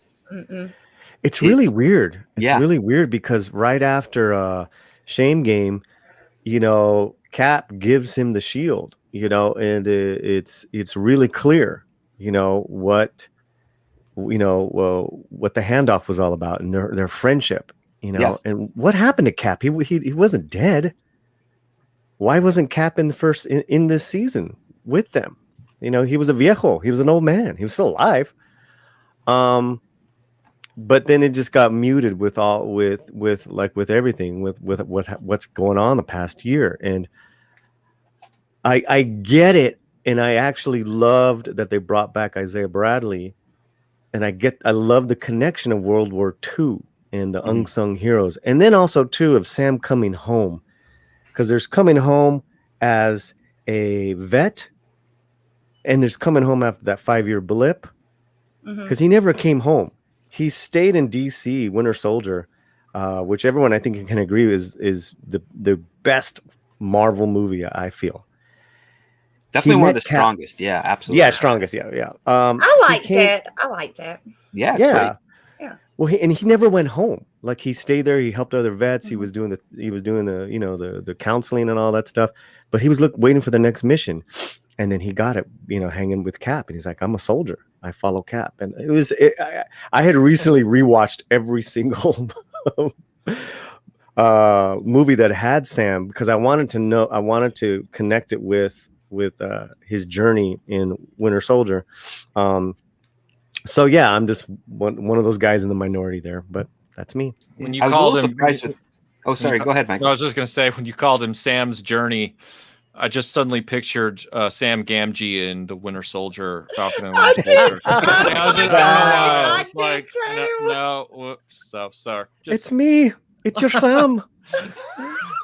Well, one thing that I was kind of surprised with the Winter Soldier, just to detract a little bit, is that the Isaiah Bradley character, I didn't know about him in the comics because I hadn't been reading that era of his involvement at that time. I only knew him from the Spider-Man cartoon show, where he was I think an educator and just, kind of living his normal life. And him and the other Super Soldier Experiments had their own little sub-stories. So when I saw this take of him, I'm like, oh, okay, this is interesting. They tried to erase him in the MCU. Why would they do that? And it just was really for a particular talking point, as opposed to something that I thought could have been a bit more in depth. However, though, that ending part where they have the bronze statue at the Smithsonian and it's there, for some reason that got the feels to me, because it's like, yeah, they acknowledged this man existed. I thought that was really sweet and nice. And you're absolutely right, Script, because you could have taken that whole "we got to do better" speech, which was absolutely horrible,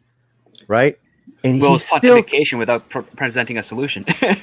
Well, the solution, is that he's taken it on his own terms, which I think is a beautiful thing. And then he like you said, he brings Isaiah Bradley and Isaiah's grandson, black men, black fathers, black masculinity, which I fucking love, right? There's a lot of that beautifulness going on, and says, here, sir. Here's your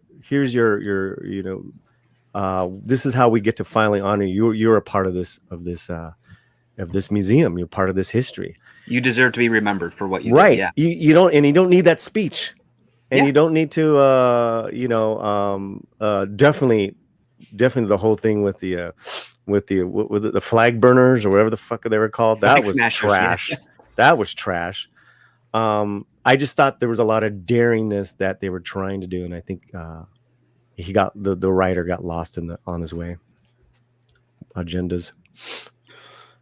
I don't think it was just a writer. I think it's the writer probably had to deal with so many conflicting notes and try I'm thinking to be Spellman. Impossible.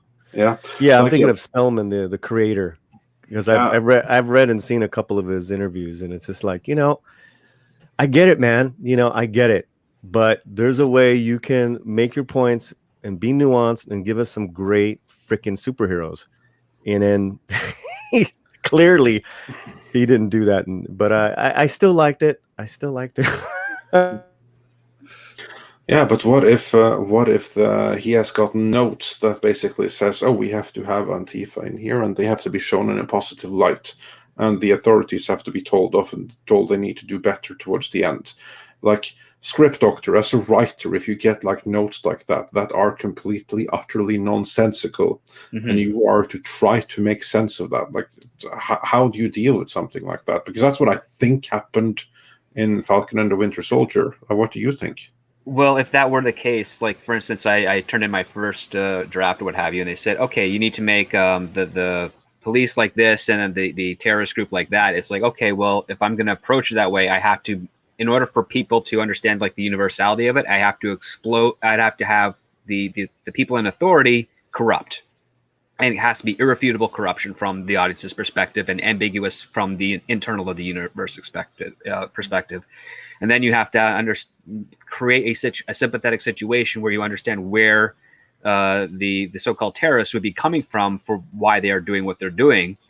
And I mean, it's not an easy thing to do, but would be my starting point. It's like, okay, what did the authority group that I'm being told to make evil do to cause this other group to retaliate? And how can I make it sympathetic? How can I make it rational? How can I make it fit within the overall narrative?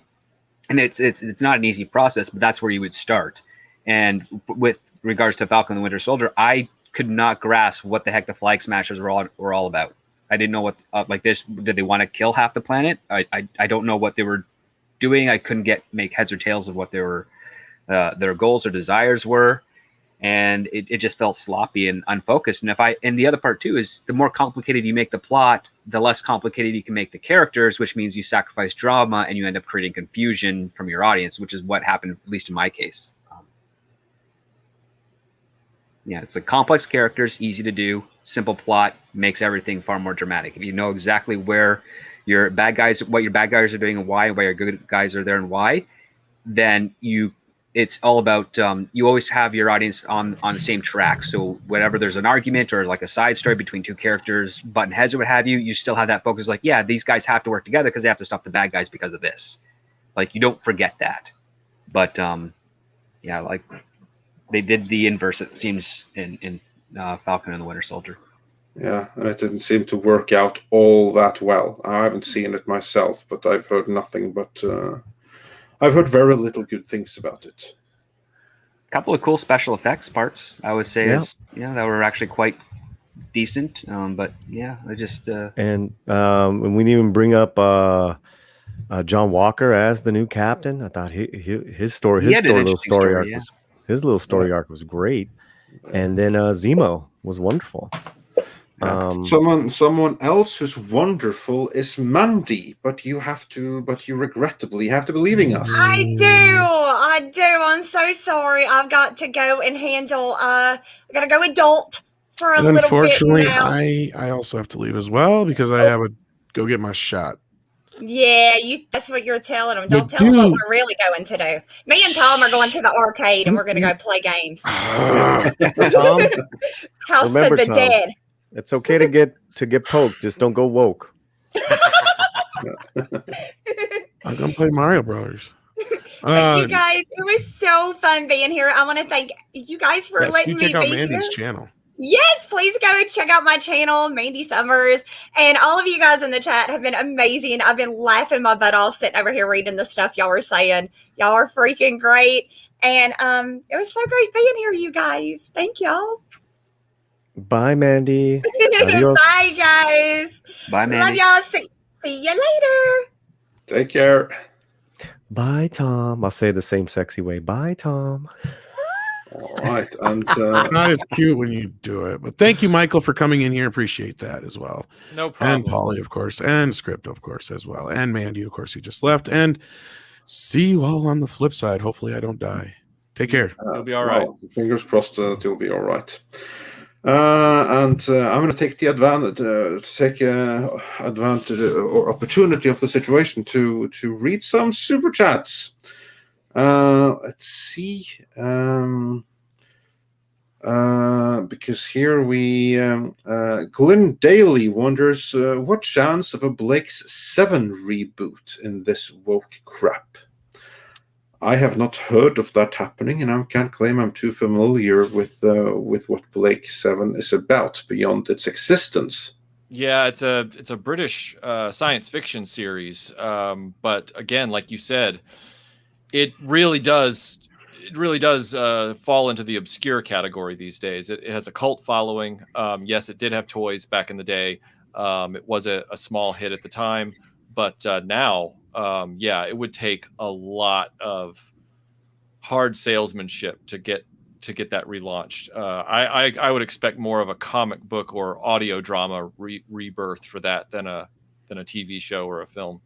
Yeah, I don't think they would be able to nail. I mean, it's all about like a superpower essentially, and these people labeled as criminals trying to resist that authority. And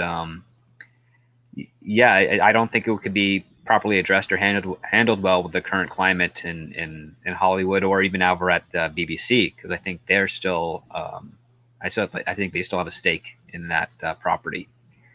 But hopefully you could just let it be as it is for now. And if someone has a way to do an honorable and new take on it, say maybe a couple decades from now, when there's a little less contention between people, I think it might be useful. Might do for the series what Ron D. Moore's Battlestar Galactica did. Hopefully. Yeah, that's if it's made. Anyone else have anything to say about Blake 7? Nope, then we're moving on. Rob Altis says, well, Tom can't hear it anymore, but I'll say it anyway. For Tom, you're no ape, but you're all right. For a human. And Melvin Belliard says, Florida man got his powers when he tried bath salts. I'm sure that's hot stuff in Florida. That's an old reference, yeah. Yeah. And Wyatt Holiday says, here's some love for Tom for $4.99. Oh, thank you so much. And Rambam 3000 says for £5, black is a label on a political box. And once they put you in that box, you better stay in it, or you're a counter-revolutionary anti-social element.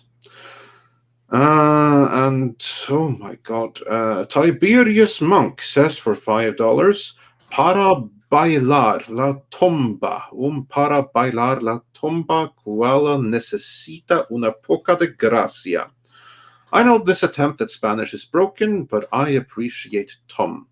I understood something about dancing and koalas in there, so yeah.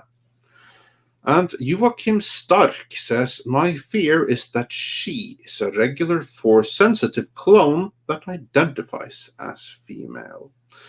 And the Geiger says, at this point, Twitter would correct a Picasso. Yeah, don't pay too much attention to Twitter. And Gran Wasu 42 says, just some shekels for you to keep the lights on.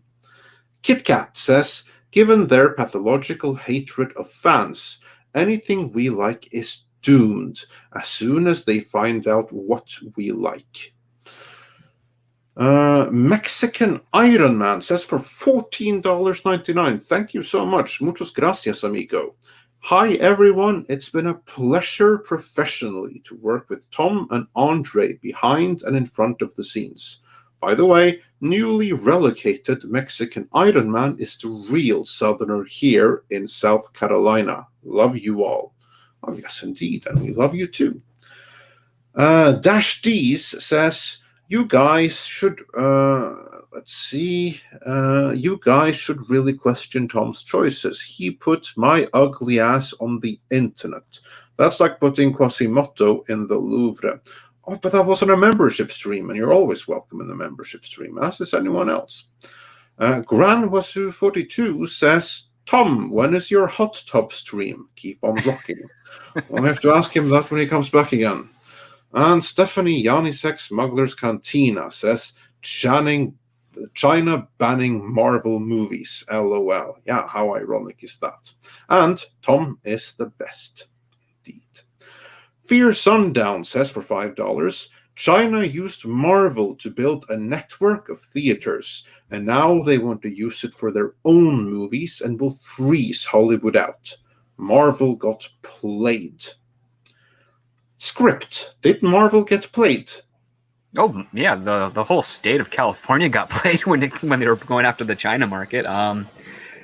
But I mean that's just my opinion on that, because there's far too often they never understood what it was that the China market wanted, which was stuff that they couldn't get in China. Like that's kind of the thing, and they were under the old mentality. Like back in the day, I heard stories that when Bruce Lee was doing Green Hornet, it was in China. It was called the Kato Show, and it was really celebrated over there. And I think they're still in that mindset where, like, yeah, if we put in, a prominent Chinese actor in the film as a lead or what have you, it will garner the same type of effect. But it seems that in recent years that wasn't a guarantee, as many as producers and studios would think it would be at the time. What I have found personally is that the Chinese market likes things that the Chinese market themselves don't make. Like they value the concept of the importing of other goods or other IPs. And so yeah, when you try to placate or pander to, or at least in a, or maybe not intentionally pander to, but do something that appears to pander to China, they tend to see right through that and reject it. And when it comes to something for like the Eternals and Shang-Chi, I think they're looking at this like saying, well, maybe a Chinese production should have been a heavier part in making this film with Marvel, as opposed to it just being exclusively Marvel, to the point, because it's maybe something of their culture, but they don't have a hand of it now. So now they're being told how their culture is from technically an American company, and I don't think they would respond well to that. Yeah, I don't think that they respond too well to things that they're not in charge of. Michael, if you're there, I'm here. What are your thoughts? I don't have any on this one.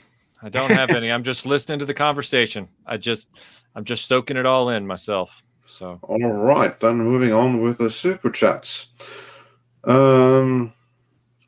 Let's see. Here we go. Volt Kobold says for $5, check out Havoc, now live on Indiegogo.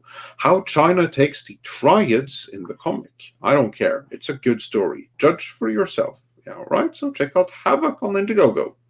Mr. Plague Doctor says, sending you much love, Tom. Without you and everyone at Midnight's Edge, I would have given up on pop culture a long time ago. And Kit Kat says, I love to see China treating Hollywood the way Hollywood treats us. Yeah, there's a certain irony there, isn't it? Grand Wasu 42 says for €10, Disney licks the boots of China, and the result is that China hates them. The harder they try, the more they fail in China. What irony.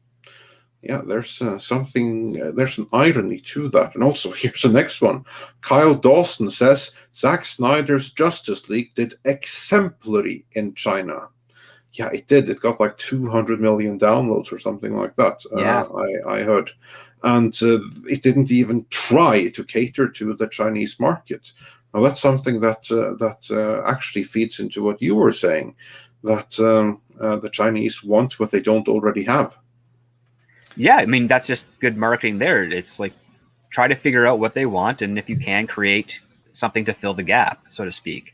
Or if it's not so much a want, maybe even a need. Like that's kind of how business works. You're creating something that's a need that doesn't exist, and you get successful that way.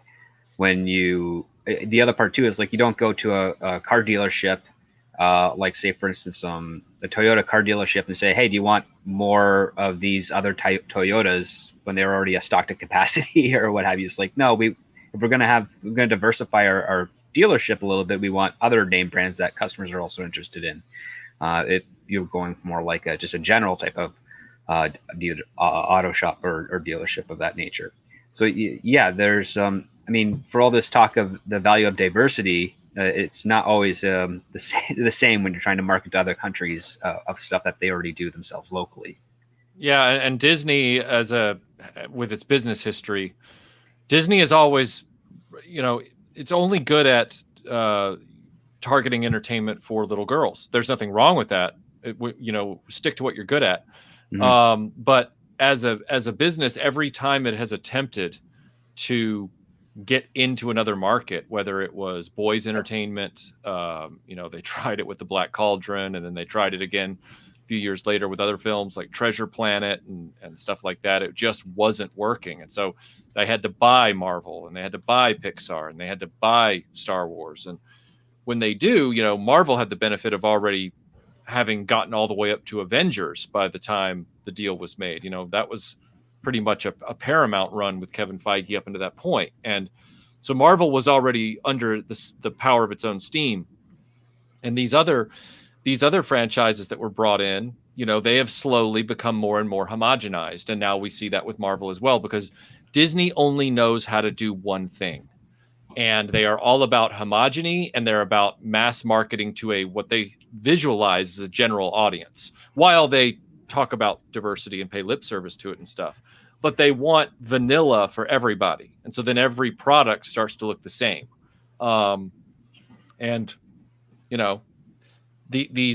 These other film markets out in the world are not like that. They're not there yet. And hopefully they never are.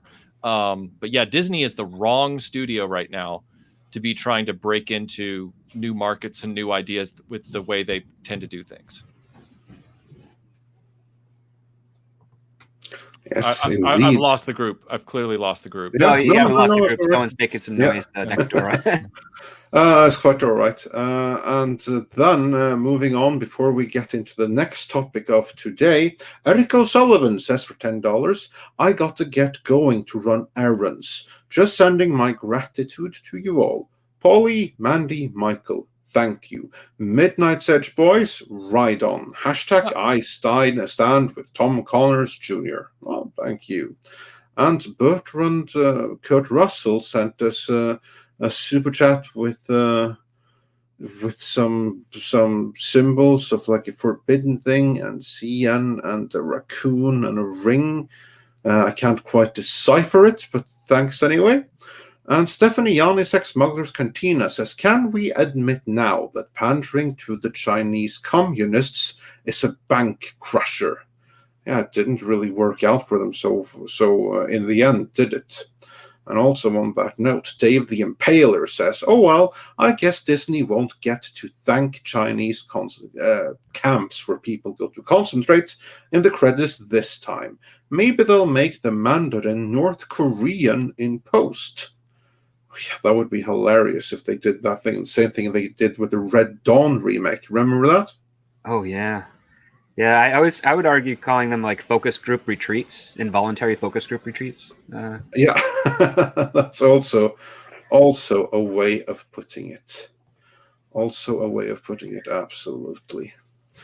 And with that, Michael, you put up a very, very cool video on your channel recently that I thought we could talk about a little bit. Sure. And it has to do with toys and supply and demand. Yep. Can't you take us through the gist of it for those that haven't seen it? Sure. Yeah, there's been a lot of chatter in the pop culture space regarding the availability of collectibles related to a lot of these franchises that we discuss, Star Wars, Marvel, things like that. And now with the new Masters of the Universe projects that are coming around the corner, that is now also back on store shelves, but not in the way that consumers would like. Not because the products are bad, but because people can't find the products. And these toy companies, they've been leaning on store exclusives. They've been underproducing their products, and their distribution with their retailers has been terrible for about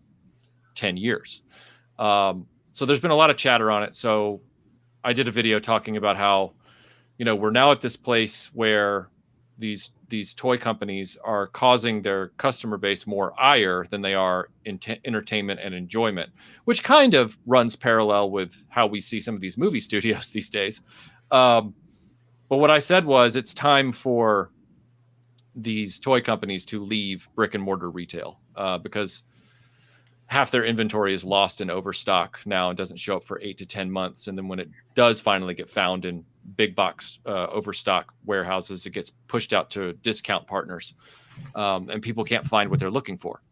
So I said, you should abandon brick and mortar and you should start taking all that volume, Hasbro, NECA, Mattel, all the volume that you're making for these retailers, and just give it to the big online retail stores that specialize in toys. And arguably you could include Amazon in that, even though they don't specialize in toys, but at least they're getting the product to customers. Whereas all of the big box retailers that still say they want a shelf presence, they just get run around by scalpers and they don't get enough. Anyway, the volumes that show up at their stores are tiny. It's like the story that I told was that a Target employee told me last week that there were 12 people waiting outside for an item that had shown up that day, and Mattel had only sent them 2.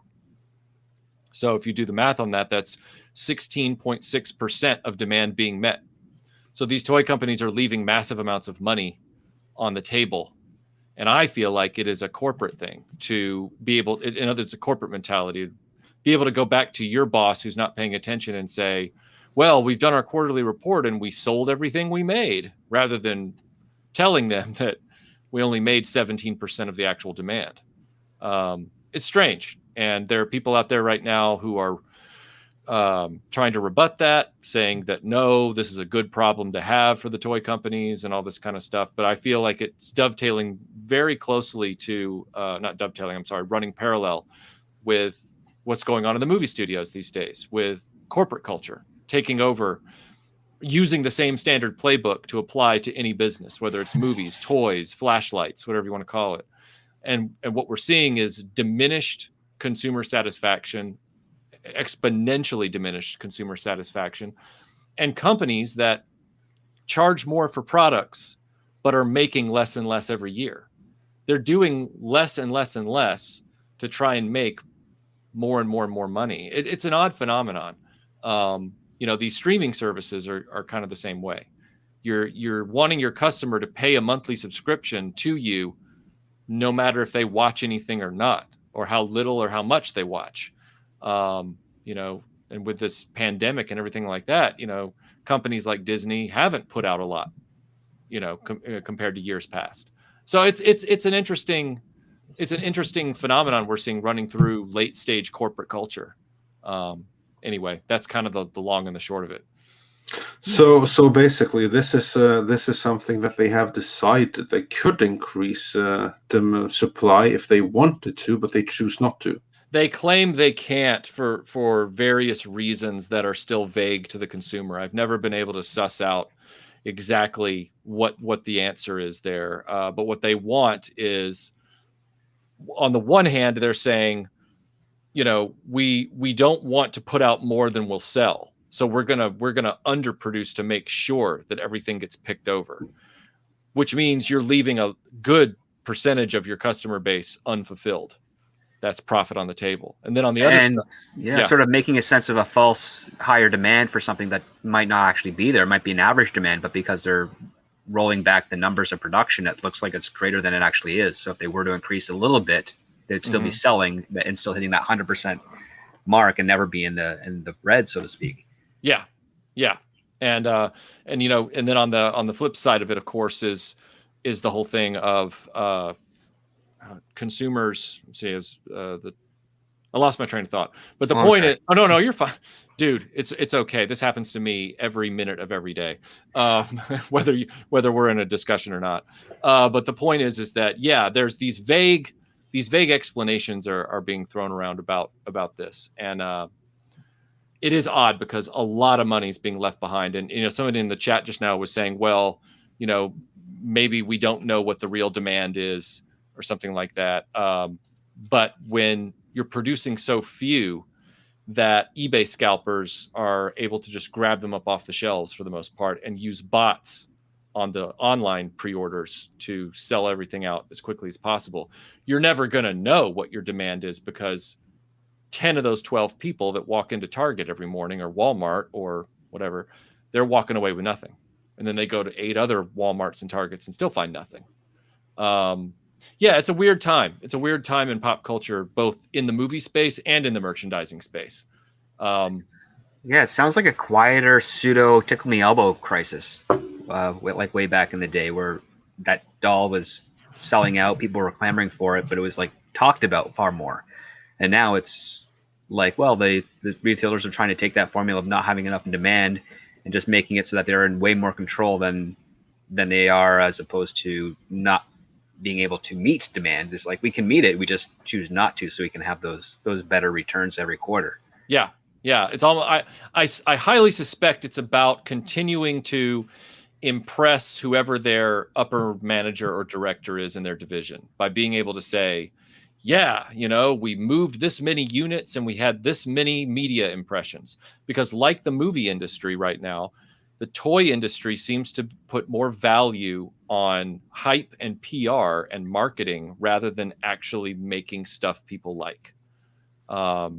It's weird to me. And I used to work in corporate PR for 12 years, and the quarterly reports were always things they were sitting there like, yes, boss, in front of people with their reports going, we had this many, media impressions about this product. And look at how well we did, on Twitter, when we announced this, we got this many retweets and this many potential people looking at it. It's like, right. But how many did that translate into for sales? If your sales are still at a fixed point and you're not adjusting the number you make based on the interest you've gathered. Like, for example, when you pre-order something on a Hasbro site or, a NECA site, they're not taking the pre-orders in advance to see what the demand is, to know how many to make. They've already made the ones they're going to make, and then they just wait for the pre-orders to cap, and then they're like, and sold out. And it's like, well, wouldn't it be smarter to pre-order it to see how many people actually want it and then make that number? Like, I don't know. It doesn't, nothing about this makes any sense to me. So no, that's really peculiar, because it's basically, it's one of the things I deal with the advertisers in Hollywood is they use the easiest amount of metrics that they can gather in the shortest amount of time to talk about their reach, but they're not really talking about the response to such a reach, or they're tabulating the potential of that reach. And as a result, it's like, well, if they did that, they'd have to work harder. and right. That's the one thing I've noticed they don't want to do, especially if it's like an IP. There's like, oh, it's an IP, people already know about it. Okay, we'll just put out the basic feelers and see what happens. But if it's like something brand new, no one's ever heard of before, they usually come back with like a quizzing face, like, I don't know how to sell this. It's like, well, did you go to school for that? Like, right. That's why we're hiring you. Yeah. And it seems like in corporate culture, not to harp on it too much, all of the people that are making decisions now in these corporations, they're all making the same decisions regardless of the type of business they're in. It's about the structure and how corporate games are played. It's not about whether or not we make flashlights. Oh, we drill for oil. Oh, we make automobiles. We make toys. We make movies. If you closed your eyes in any of those meetings, you wouldn't know what company you worked for. You really wouldn't.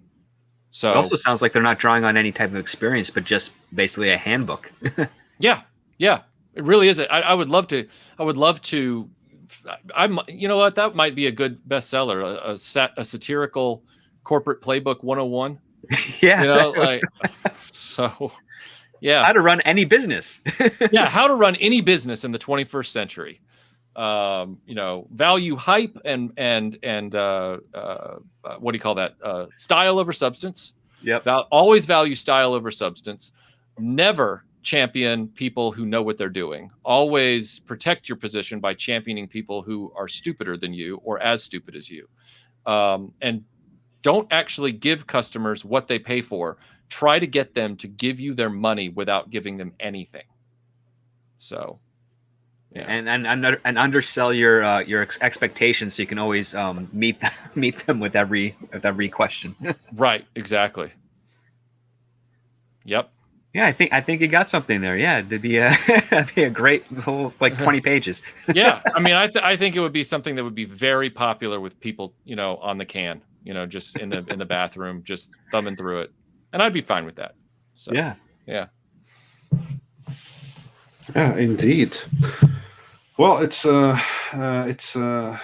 really interesting to see what's going on and how messed up that is as well, especially like in this day and age with limited supply in some areas. Yeah. And we have, let's see if we have, what do we have of other super chats. Let's see. Clifton 3D says, I agree with Script Doctor. It is like Avatar. I am in support of the humans, so it's not clear that the humans are the bad guys. Yeah. Interesting point. And with that, we're actually fully caught up on the super chats. Wow. Polly, are you back again? Polly's not back again. Michael, you were saying. Oh no, I was just I did a video about that, and then there was some heated rebuttal, which was funny because the video was predicated on the chatter that's been going on in the toy collecting community for the last few months. It's been increasing in all the collector groups and online forums. So I wasn't coming out there with a hot take. I was just coming out there acknowledging what everybody else had been saying. But as you know, the internet is always a contrarian. And so suddenly the internet and several, other content creators and people were like, no, that's not the truth. And I'm like, all right, well, I'll tell you what, if you want to talk to these thousands of angry customers and you tell them that what they're seeing is fine and a good thing, and it's okay for them to be frustrated during a global pandemic or whatever, driving around to 8 or 9 different stores looking for things that aren't there. You tell them that. You tell them that that's a good thing. And I'll be over here sitting on this park bench with my popcorn watching them, tear you to shreds. Like it's fine by me. And it's this whole thing that gets back to what we talk about, in our spaces. Like, Andre, you're talking about it in the movie and TV space all the time. It's this disconnect from reality. It's this idea that, the movie industry, the toy industry, they're going to make their own reality that flies in the face of the consumer. And then they're going to tell you that everything's fine. And it's like, no, this isn't our problem. This is your problem. And it's like, no, I'm pretty sure it is my problem because I'm seeing 3,000 other people, at least in where I am, which means there's exponentially more who are frustrated and angry. And they want to give you their money and they can't. It's amazing. We now live in a time where corporations don't want our money. Like they actually make it really difficult for us to give them their money unless we're giving it to them for no reason whatsoever. And then they'll take it. But it's basically they want our money so long as they don't have to give us something in response. Yes. As a response to it. So yeah, I've seen that as well. It's like, that's one heck of a scam. Yeah, it really is, and it is really taking hold. And when you have, that's why, and I don't want to sound like I'm Michael Gross and Tremors or anything, but like I for those of you who haven't seen Tremors, Michael Gross is a survivalist who lives in a bunker. All right, so got to remember there's a lot of people out there who don't always watch old movies. But anyway, yeah, I don't want to sound like a crazy person, but that's why I'm still devoted to physical media for all of my movies and television shows. And I don't lean on streaming to get that stuff because that we've already seen with these music and movie libraries, when you buy something with them, you're only buying access, and it's access that they can take away at any time. And in a more innocuous example, I bought access to Iron Eagle on high def on Prime because it was the only way for a while to get it on high def. And now they've got it on Prime for free, but I haven't gotten my money back from them. I'll still have access when it's not free anymore. But like I tracked down a Blu-ray of it in Spain, like a real official Blu-ray of it, and got it exported from Spain to the United States.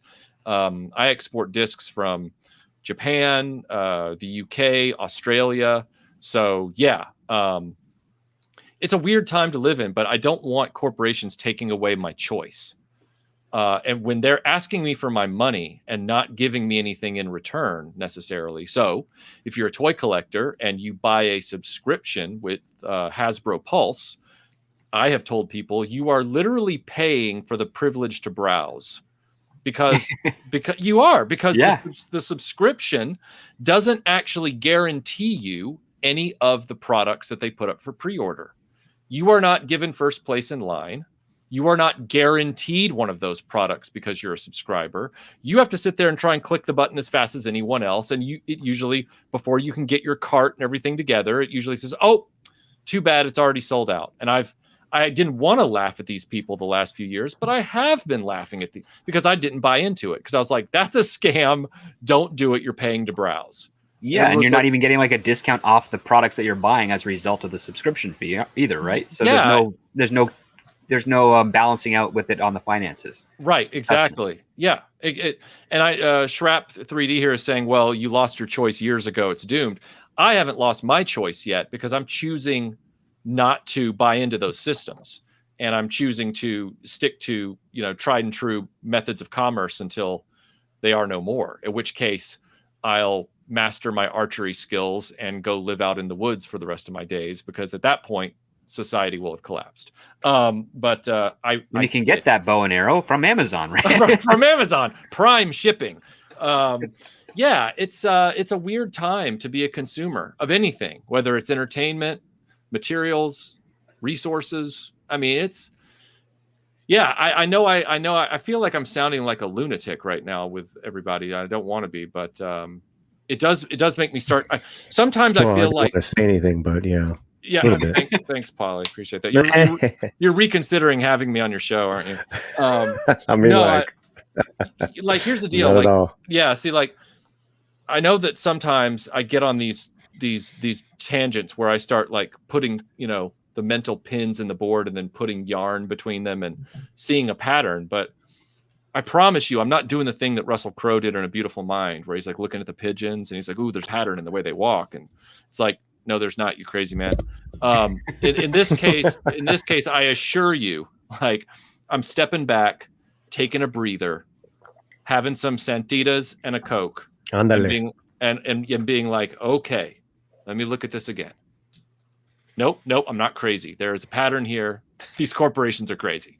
So yeah, that's where I am right now in my head. Well, that's a good place to be, isn't it? And it's fun. It's fun when you get to draw like the lines on that conspiracy board, as long as it's not too bad. But here you actually have like actually evidence to back it up. Speaking of that, Etienne Fallardeau says the problem is that toys are no longer for kids. That's a point, isn't it? It is, and yet it's a self-fulfilling prophecy, because the toys are no longer for kids because the toy industry spent too much of its time and attention over the last 20 years trying to keep up with the wants and needs of the collectors or the toy buyers that were aging out of toys. So they kept chasing them rather than keeping their eye on the next consumer base coming up behind them. And then eventually adults, get out of that anyway, because they're like, I want, different hobbies or a really great Corvette or something like that. And so it becomes a law of diminishing returns. And in much in the same way, the movie industry turns around and says, we don't want this fan base that's kept something like Star Wars popular. We want a new fan base. And it's like, but you've already got a built-in fan base in the case of the toys, it's with kids every Christmas. Keep focusing on those kids every Christmas and making unique and innovative things, and you guys will still be in business. But after 20 years of not doing that, yeah, they're sitting there saying, well, kids don't buy toys anymore. And it's like, yeah, and whose fault is that? Yeah. And not only that, I've also known, especially because people in my age group, like the late 20s, early 30s, that are having kids, they don't spend the money so much on toys itself for the kids to play with. They give them an iPad or a tablet or something, a screen that's easy to store, low maintenance. It's not something that it can hurt their feet when they walk, accidentally step on it. And they just kind of curtail or condition their child not to really explore their imagination so much, but just sit and watch. And that's what I loved about toys myself. I mean, I've got like Rubbermaid bins of action figures and Lego and stuff that I'm going to hopefully be able to pass to my children one day when I have them.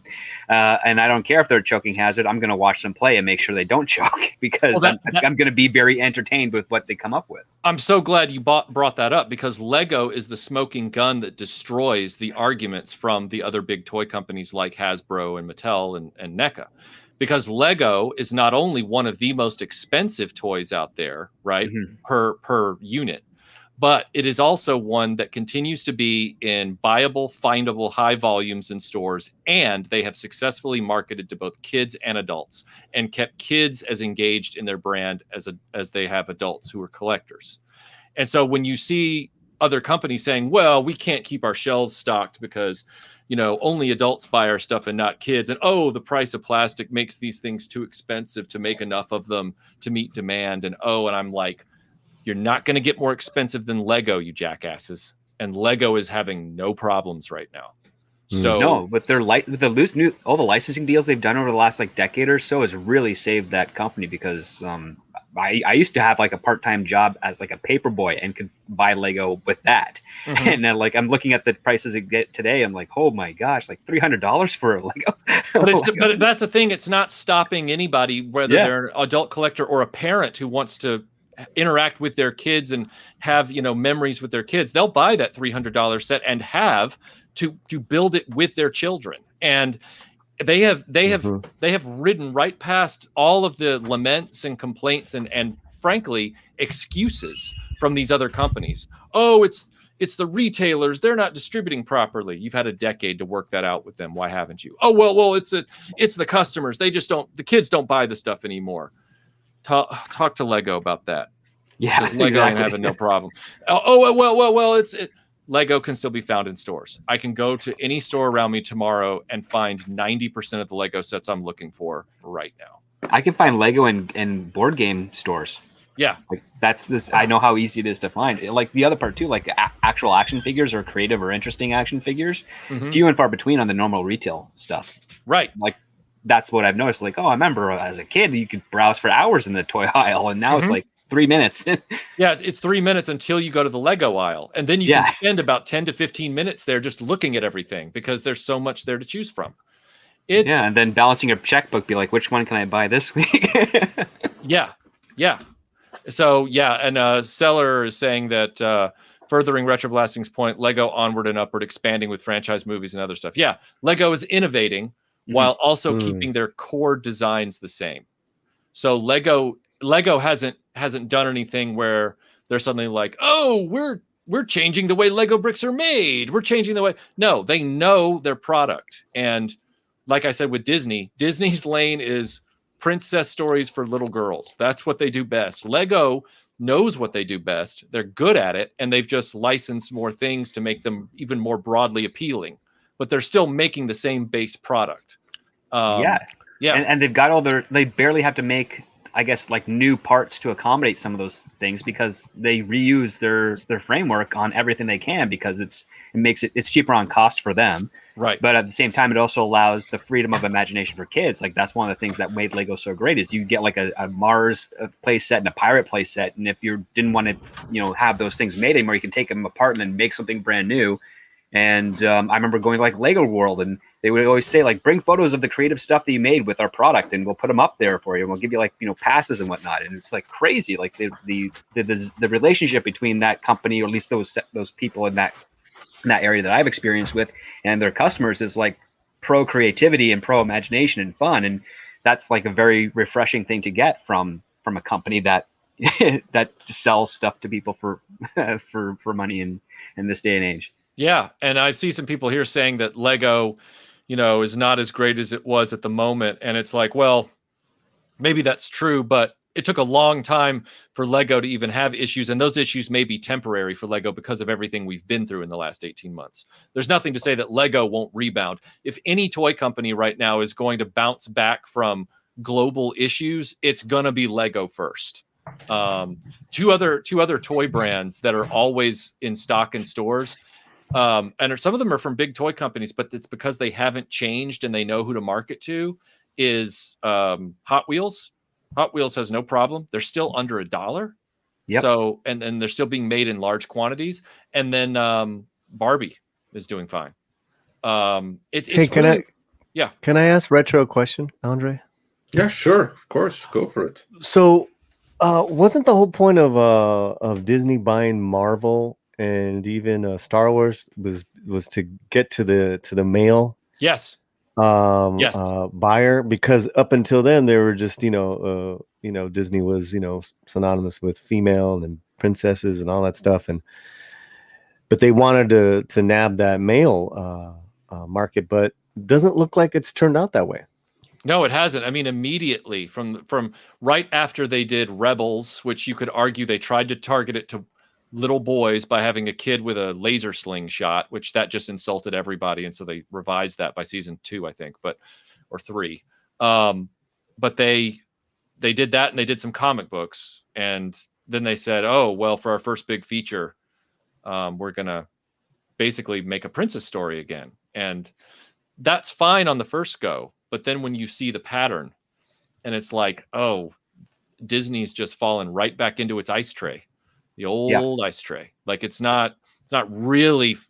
This is why they can't capture the boys market right here. This is why. They also don't hire people that work in boys markets. Like that's the other part too. Like Marvel, the infrastructure that Paramount helped them build was to sell to their main base and to expand out into other markets, and that went with them over to Disney.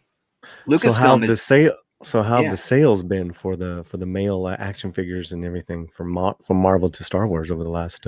There's a lot of demand for the classic characters. There's a lot of demand for the classic comic book / MCU characters are always in demand. For Star Wars, it's original trilogy, prequel trilogy, and Clone Wars stuff that sells the best. Although some of the new shows like Mandalorian and even Bad Batch are highly anticipated products. But again, they're not making enough of them to satisfy the demand, and people end up getting very frustrated, and some of them end up having to buy it for 3 times the price from scalpers. It's getting very old, and so yeah, the demand is there, but the will to produce them doesn't seem to be there, and their excuses are, well, no, this is actually a good thing for the companies, and it's like that phrasing alone is a problem. One more question. So then, most successful female toy sold Star Wars. New. Oh, no, not new. Ever. New toy sold. Well, right now, the most successful new. When we say new, do we mean post Disney or pre Disney? No. Post Disney, because they bought I'm going back to my first question with you. Yeah. Post Disney. I know they wanted the guy market, but clearly that's not the case. So, what has been successful as far as female action figures sold? Yeah, I know that there was a Black Series Rebels-based Ahsoka that was really hot on the secondhand market because nobody could find her. Everybody wanted her, even though technically she's a character from pre-Disney. She was being used in the Disney show Rebels, and that's how she was depicted in the action figure. Cara Dune, and I know some people argue, well, she was a peg warmer before the controversy, and it's like, I don't think that's true, because, and here's my example. We've already established that these toy companies aren't making enough product, and it's hard enough. It's like pulling water from, or blood from a stone, or water from a stone, or whatever that phrasing is, to get them to make something and then to make enough of it. In the few months relatively few months that Disney or Hasbro has been making Mandalorian action figures. I believe they've made 5 different distinct variants of Cara Dune. And normally a character that gets made, really, yeah, wow, normally yeah, that's a big deal. They've made a 3 3/4 inch vintage style. They've made 2 versions of the 6-inch scale. They've made a 3 3/4 inch retro style. There's another one that's there's 2 actual vintage collection 3 3/4 inch. So that's 5. Kenner's got one too, right? Kenner is Hasbro. Yeah. Oh yeah, Kenner's Hasbro. Yeah. I keep forgetting that. So yeah, it would be a toss-up in popularity between Cara Dune and Ahsoka Tano, but for recent sales, the Cara Dune figure, Hasbro as a company right now would not be making 5 different action figures of the same character if that character was not popular and was a peg warmer. There's no way. They couldn't even get Rey from Rise of Skywalker to sell on pegs for the longest time. And as a matter of fact, I remember going into stores for several months, and all I would see is, of all things, Hoth Princess Leia's from Empire Strikes Back and Padme's from Attack of the Clones during that wave a few years ago. I've bought some Hoth Leia's, absolutely. Yeah, and they're great figures. Yeah, they're great looking figures. They just hung around on pegs. So my point in saying that is Hasbro's not going to make a figure in multiple versions unless that character is popular. And she was very popular. So yeah, it would be a toss up between her, I think, and Ahsoka. Yeah. Well, they got their female character. Yeah. And they've also got characters that they're working on, every new project, like they killed Jyn Erso in the same movie. So that's neither here nor there. But then they had that pilot in Rebels who looked like she was a Bib Fortuna raced character with the tentacles coming off the back of her head. And then there's the other one, Bo-Katan, who's played by Katie Sackhoff. Ventress is another one, but she's pre-Disney. But now, and then there's the one from What's the other one? The one from so Rebels. was Ahsoka, right? Oh, yeah, they've got the female Mandalorian chick in there too, right? Yeah, from Rebels. Yeah, who's in there. And the other female Mandalorian is Bo-Katan, who's played by Katie Sackhoff. So they're both in there. And then there's Ming-Na Wen's character, who I don't remember if she's actually been made into a figure yet or not. But they're all there. So yeah, Sabine Wren is one that they've done a few times. Disney doesn't have a shortage of these. Right. Yeah.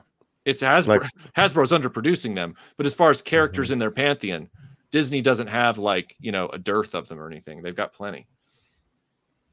But of the films, what was the solo one? Kira. Kira. Yeah. Not to be confused with the girl from the Dark Crystal, but yes, same name, different character, spelled differently. And but wasn't she supposed to be Akira? She was Akira? Like Q apostrophe UIRA or something like that. It was like there was an apostrophe in her name after the Q, maybe QU apostrophe IRA or something like that. I'm thinking of the Lucas, what he turned in. He turned in Sam and Kira, I think, or some shit like that. The teenagers. Yeah, when he was trying to do the names for episode 9 or whatever it was, or episode 7. Sorry. Did Emilia Clarke did that sell at all? That was that one stuck around for a while. That was one that you would see a lot. It was, and the same went for the other character from Rise of Skywalker, Jenna, was that her name in the movie? She was. I think it was something like that. Was it that Stormtrooper or the bounty hunter for Poe's friend? I can't remember which one. I guess she was. Oh no, not the girl from Felicity. She was in armor. It was the other girl. Kara Russell. Yes, Kara Russell. Kara Russell was the one. Carrie Russell, whatever her name is. Yeah, Carrie Russell was in armor. This is the other one, the African American or maybe British actress. I can't remember. The other stormtrooper, liberated stormtrooper, right? Right. So it was Rey, her, Holdo, and Zori Bliss. There you go. Zori Bliss, which she was in armor, so she got bought up faster. But because action figure collectors love armor and helmets. Interesting. But Kira, that actress who played Jenna, her figure. Rey from the Rise of Skywalker and Holdo, Laura Dern's character, they hung around on pegs. So, I mean, they actually had a Holdo action oh yeah, figure? Yeah, they 6 probably inches. Holdo maneuvered her right into the dumpster, I guess. Yep, Oh. yep. It's a 1 in a million shot, of course, right? But they did Yeah. it. Sure. Yeah. So yeah, it's been a strange path that both the movie studios and their partner merchandising group have been on. Yeah. World gender studies. Yeah. So, oh my god. Mm-hmm. Yeah. Thanks, man. Thanks. Sure. Yeah, that's such a surprise that didn't sell all that well. Who would have thought that Captain Gender Studies wouldn't do amazing in toy sales? Who could have predicted? I mean, didn't Lucas or Disney buy Lucasfilm specifically so they could sell Holdo? That's pretty unbelievable stuff. Yep, they abandoned that plan. Yep. You know, really quick, I have assigned Ahmed Best. The second one when Lucas gave him his action figure with his face. Because he felt bad of all the backlash, so he put him in a scene in Attack of the Clones, and then gave him an action figure. And I know Ahmed's, so he signed one for my dad and signed one for me. Oh, that's nice! Awesome. That's great. Very nice. He's a good dude. Yeah, he's a really, really talented performer. It's a shame that his character wasn't written better. So I mean, exactly, again, he gave it his all. He gave it his all. Yeah, he was a Broadway level performer. Yep. I mean, he was in Stomp. Yep. And he's a multi-instrumentalist and a fellow black belt in jiu-jitsu. So that's how I know him. Nice. He's a good dude. Nice humble brag there. Nice humble brag. He's just a good dude, man. But yeah, you know, he did that for me years ago for one of my dad's birthdays, and my dad's a collector of a lot of stuff. So yeah, good deal. Cool. Yeah, very cool. We have a couple of more super chats. Straight White Mage says East Asian philosophies are centered on strength. Pandering will fail. Knee bending will fail because woke is based on weakness. Thus, no China love. No, indeed. They even have a word for it for white left. I forgot what the word was right now, but I'm sure we'll get into it. No, that's a Spanish term. No sé es it's the same basic thing. Yeah. It's true. Yeah. You know, that's the true strength is just to stand on your feet, man, you know, and stay standing, you know, Jesus. God. And then we have Harry Partridge Live, who says Michael is no lunatic.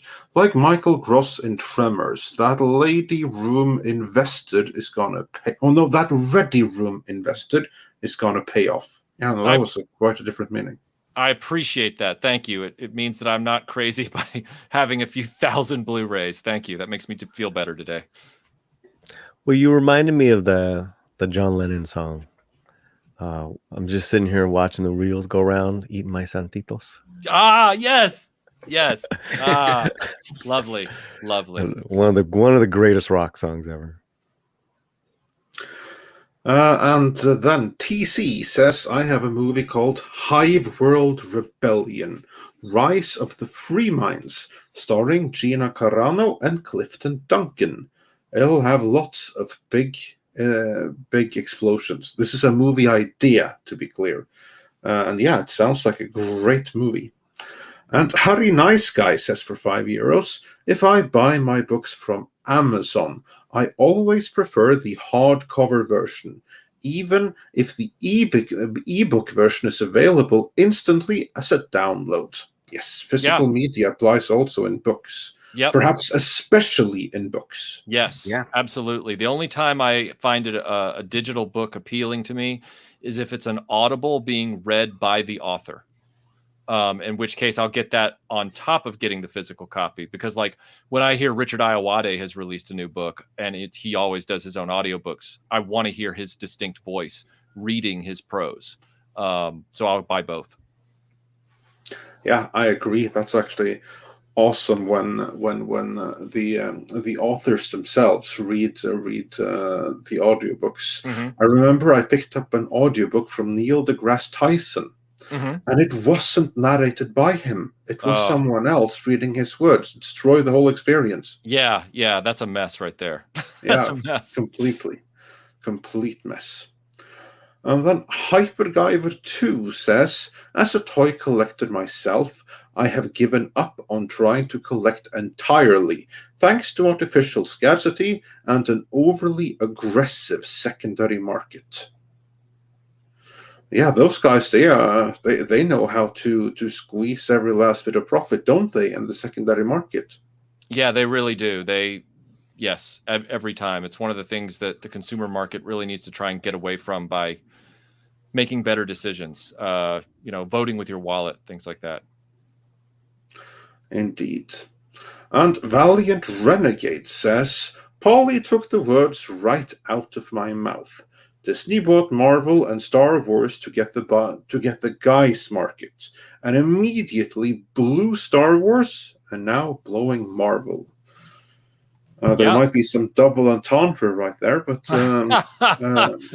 yeah, no, he's not wrong. I think the message is clear. Yeah, after it went all the way through Endgame, which was on the momentum of what was started when Feige was at Paramount. After that was over, you can start to feel the wheels starting to wobble on some of these projects, and especially with the death of Chadwick Boseman. I mean, that was also something that threw them for a loop. Some of it's bad luck, but some of it is just bad instincts, and that's Disney for you. Yep, Chadwick Boseman, and basically not getting the best story for Captain Marvel, because I remember hearing around town like that was the plan. They were going to have Captain Marvel be the new face of the MCU. And that was talked about before. I think it was talked about during Civil War is when they were mentioning that. Right, and they brought her in too late. They cast the wrong actress. She was very much a Johnny-come-lately character to the story. There was no emotional resonance for the audience with her, and she felt as shoehorned in as she was. They should have either brought her in way early, or they should have had her be one of the first films after Endgame. Yeah, and a better movie at that. So, yeah. And I would have actually, if I was going to do a retro style, I wouldn't have put it in the mid '90s. I would have put it mid '80s. Right. Way better time period for it. Way more fun to have. And then just give her some sort of connection to the heroes that she would have discovered as being part of the military, and let that find a way and somehow link that into the MCU heroes of the present. And there you go. You got something more compassionate. Yeah. There's a connection there with Rhodey, who was a military war machine. So yeah, you're right. There were a million different better ways to do it, and cue the Price is Right failure horn. And get rid of Annette Bening and replace her with Bill Pullman as Captain Marvel. Yeah. So it's amazing how quickly they were able to lose all of the goodwill that the MCU has. And if China now blocks the next two movies from being released there, which they very well might, I could see that happening. I mean, Eternals is all about the messaging, isn't it? Scripts. Have you heard anything more about it? Because by the looks of it, appears to be entirely about the messaging. I guess it would be, yeah. Oh, sorry, Script. Go ahead. I just was going to say I haven't heard anything about it. See, this is news to me. For me, the way I look at this is basically there might be some type of deal that's not been solidified for these films for some reason. For their release, and I think it probably has to do with the fact that these movies were kind of Shang-Chi I think was scheduled to be coming out like a month ago if there wasn't a pandemic, and I'm wondering if maybe whatever happened with their negotiations with China, they weren't able to get the delayed films onto the schedule in the same way. So there's still some questions that I have on it. Part of me suspects that maybe someone in their broadcasting and their distribution centers and China has seen the films and are like, this does not meet the quality or the ethics or what have you that we allow for our audiences. I know they have a big issue with ghosts and certain type of depictions of characters that has to pass a test for them to distribute within their borders. So yeah, I think we have to wait for some more information before we get a final confirmation. But on the best case scenario, I would say it was probably a scheduling issue that didn't get rectified in time before they did that release. And worst case scenario is that they're insulted by the product for whatever reasons they may have. I wouldn't know specifically. I would suspect like quality of script, but they have probably something way different standards. And yeah, they just didn't want to have them involved in that market. I was about to say very cool, but that is mayhaps not the word. But yeah, well, I guess it is what it is. I'm just going to check, but I think we are fully caught up here. No, we are not fully caught up. Valiant Renegade also says, from what I read in Variety, it was also Chloe Zhao. Yeah, the Oscar winner. That did not go down well in China, and the people that wanted to see the Oscar ceremony had to do so with VPN. So that's pretty hot right there, isn't it? But yeah, that's how it is. And with that, we are fully caught up. We have gone for close to 3 hours. So I would like to thank you all for joining us today. Michael, a pleasure as always. Where can people find you? And what have you planned coming forward? Yeah, thank you. You can find me on YouTube at youtube.com/retroblasting. We're also on Facebook, Twitter, and Instagram under the same name. What we have coming up, we have a big talk about The Bad Batch within the next few minutes that will be going live on YouTube. It's not a live stream. It is a pre-recorded review and analysis between my retroblasting comrade Tim and I about the pilot episode of The Bad Batch.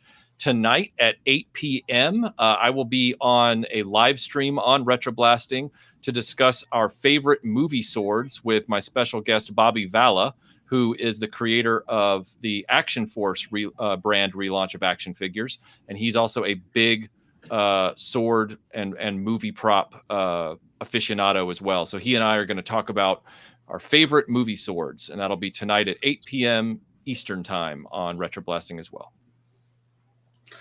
Yes. Script Doctor, where can people find you? Well, they can find me hanging around with you guys and on various other streams throughout YouTube for the time being. I do have a YouTube channel where I do analyses and breakdowns of TV and film over at youtube.com/scriptdoctor. It's a little quiet over there because I've been hired to do a couple of writing gigs, so I've got to take that as priority. But if you ever want to see some of the lessons I have on how to write, and really it's just scraping the surface for you, but of how to write, you can go check out that content there. It is not time sensitive, so it applies like 20 years ago and 20 years in the future. And Paulie, where can people find you? Oh, we got a show tonight, 7 p.m. Pacific. Got one of the actors from the David Ayers film, The Tax Collector, coming on and talking about her Nice. role on that. She was really good in that movie, and that'll be a lot of fun. So That's yeah, very, very the Latino cool. slant, and then mañana Midnight's Edge in Espanol. Yes, do check that out. And finally, I wanted to thank everyone watching for joining in today. I want to thank you all for supporting Tom, because someone is trying to cancel him right now in what is pure gaslighting. So, like, amazing. Like, everything that this individual and those aligned with this individual is claiming that Tom and we have done is literally exactly what they are doing. So just pay attention to who is putting private messages and accusations out there. It ain't us. And with that, again, sorry that we had to deal with some drama that we really don't want to unleash upon anyone. But if it's thrust upon us like it was, we really don't have any other choice. But we'll be back to regular programming with more You stream tomorrow on Midnight's Edge Espanol, you regular stream on Friday, and there'll probably be some more ordinary scripted content in between the two. With that, again, thanks to everyone on the panel, thanks to all the guests, and have a great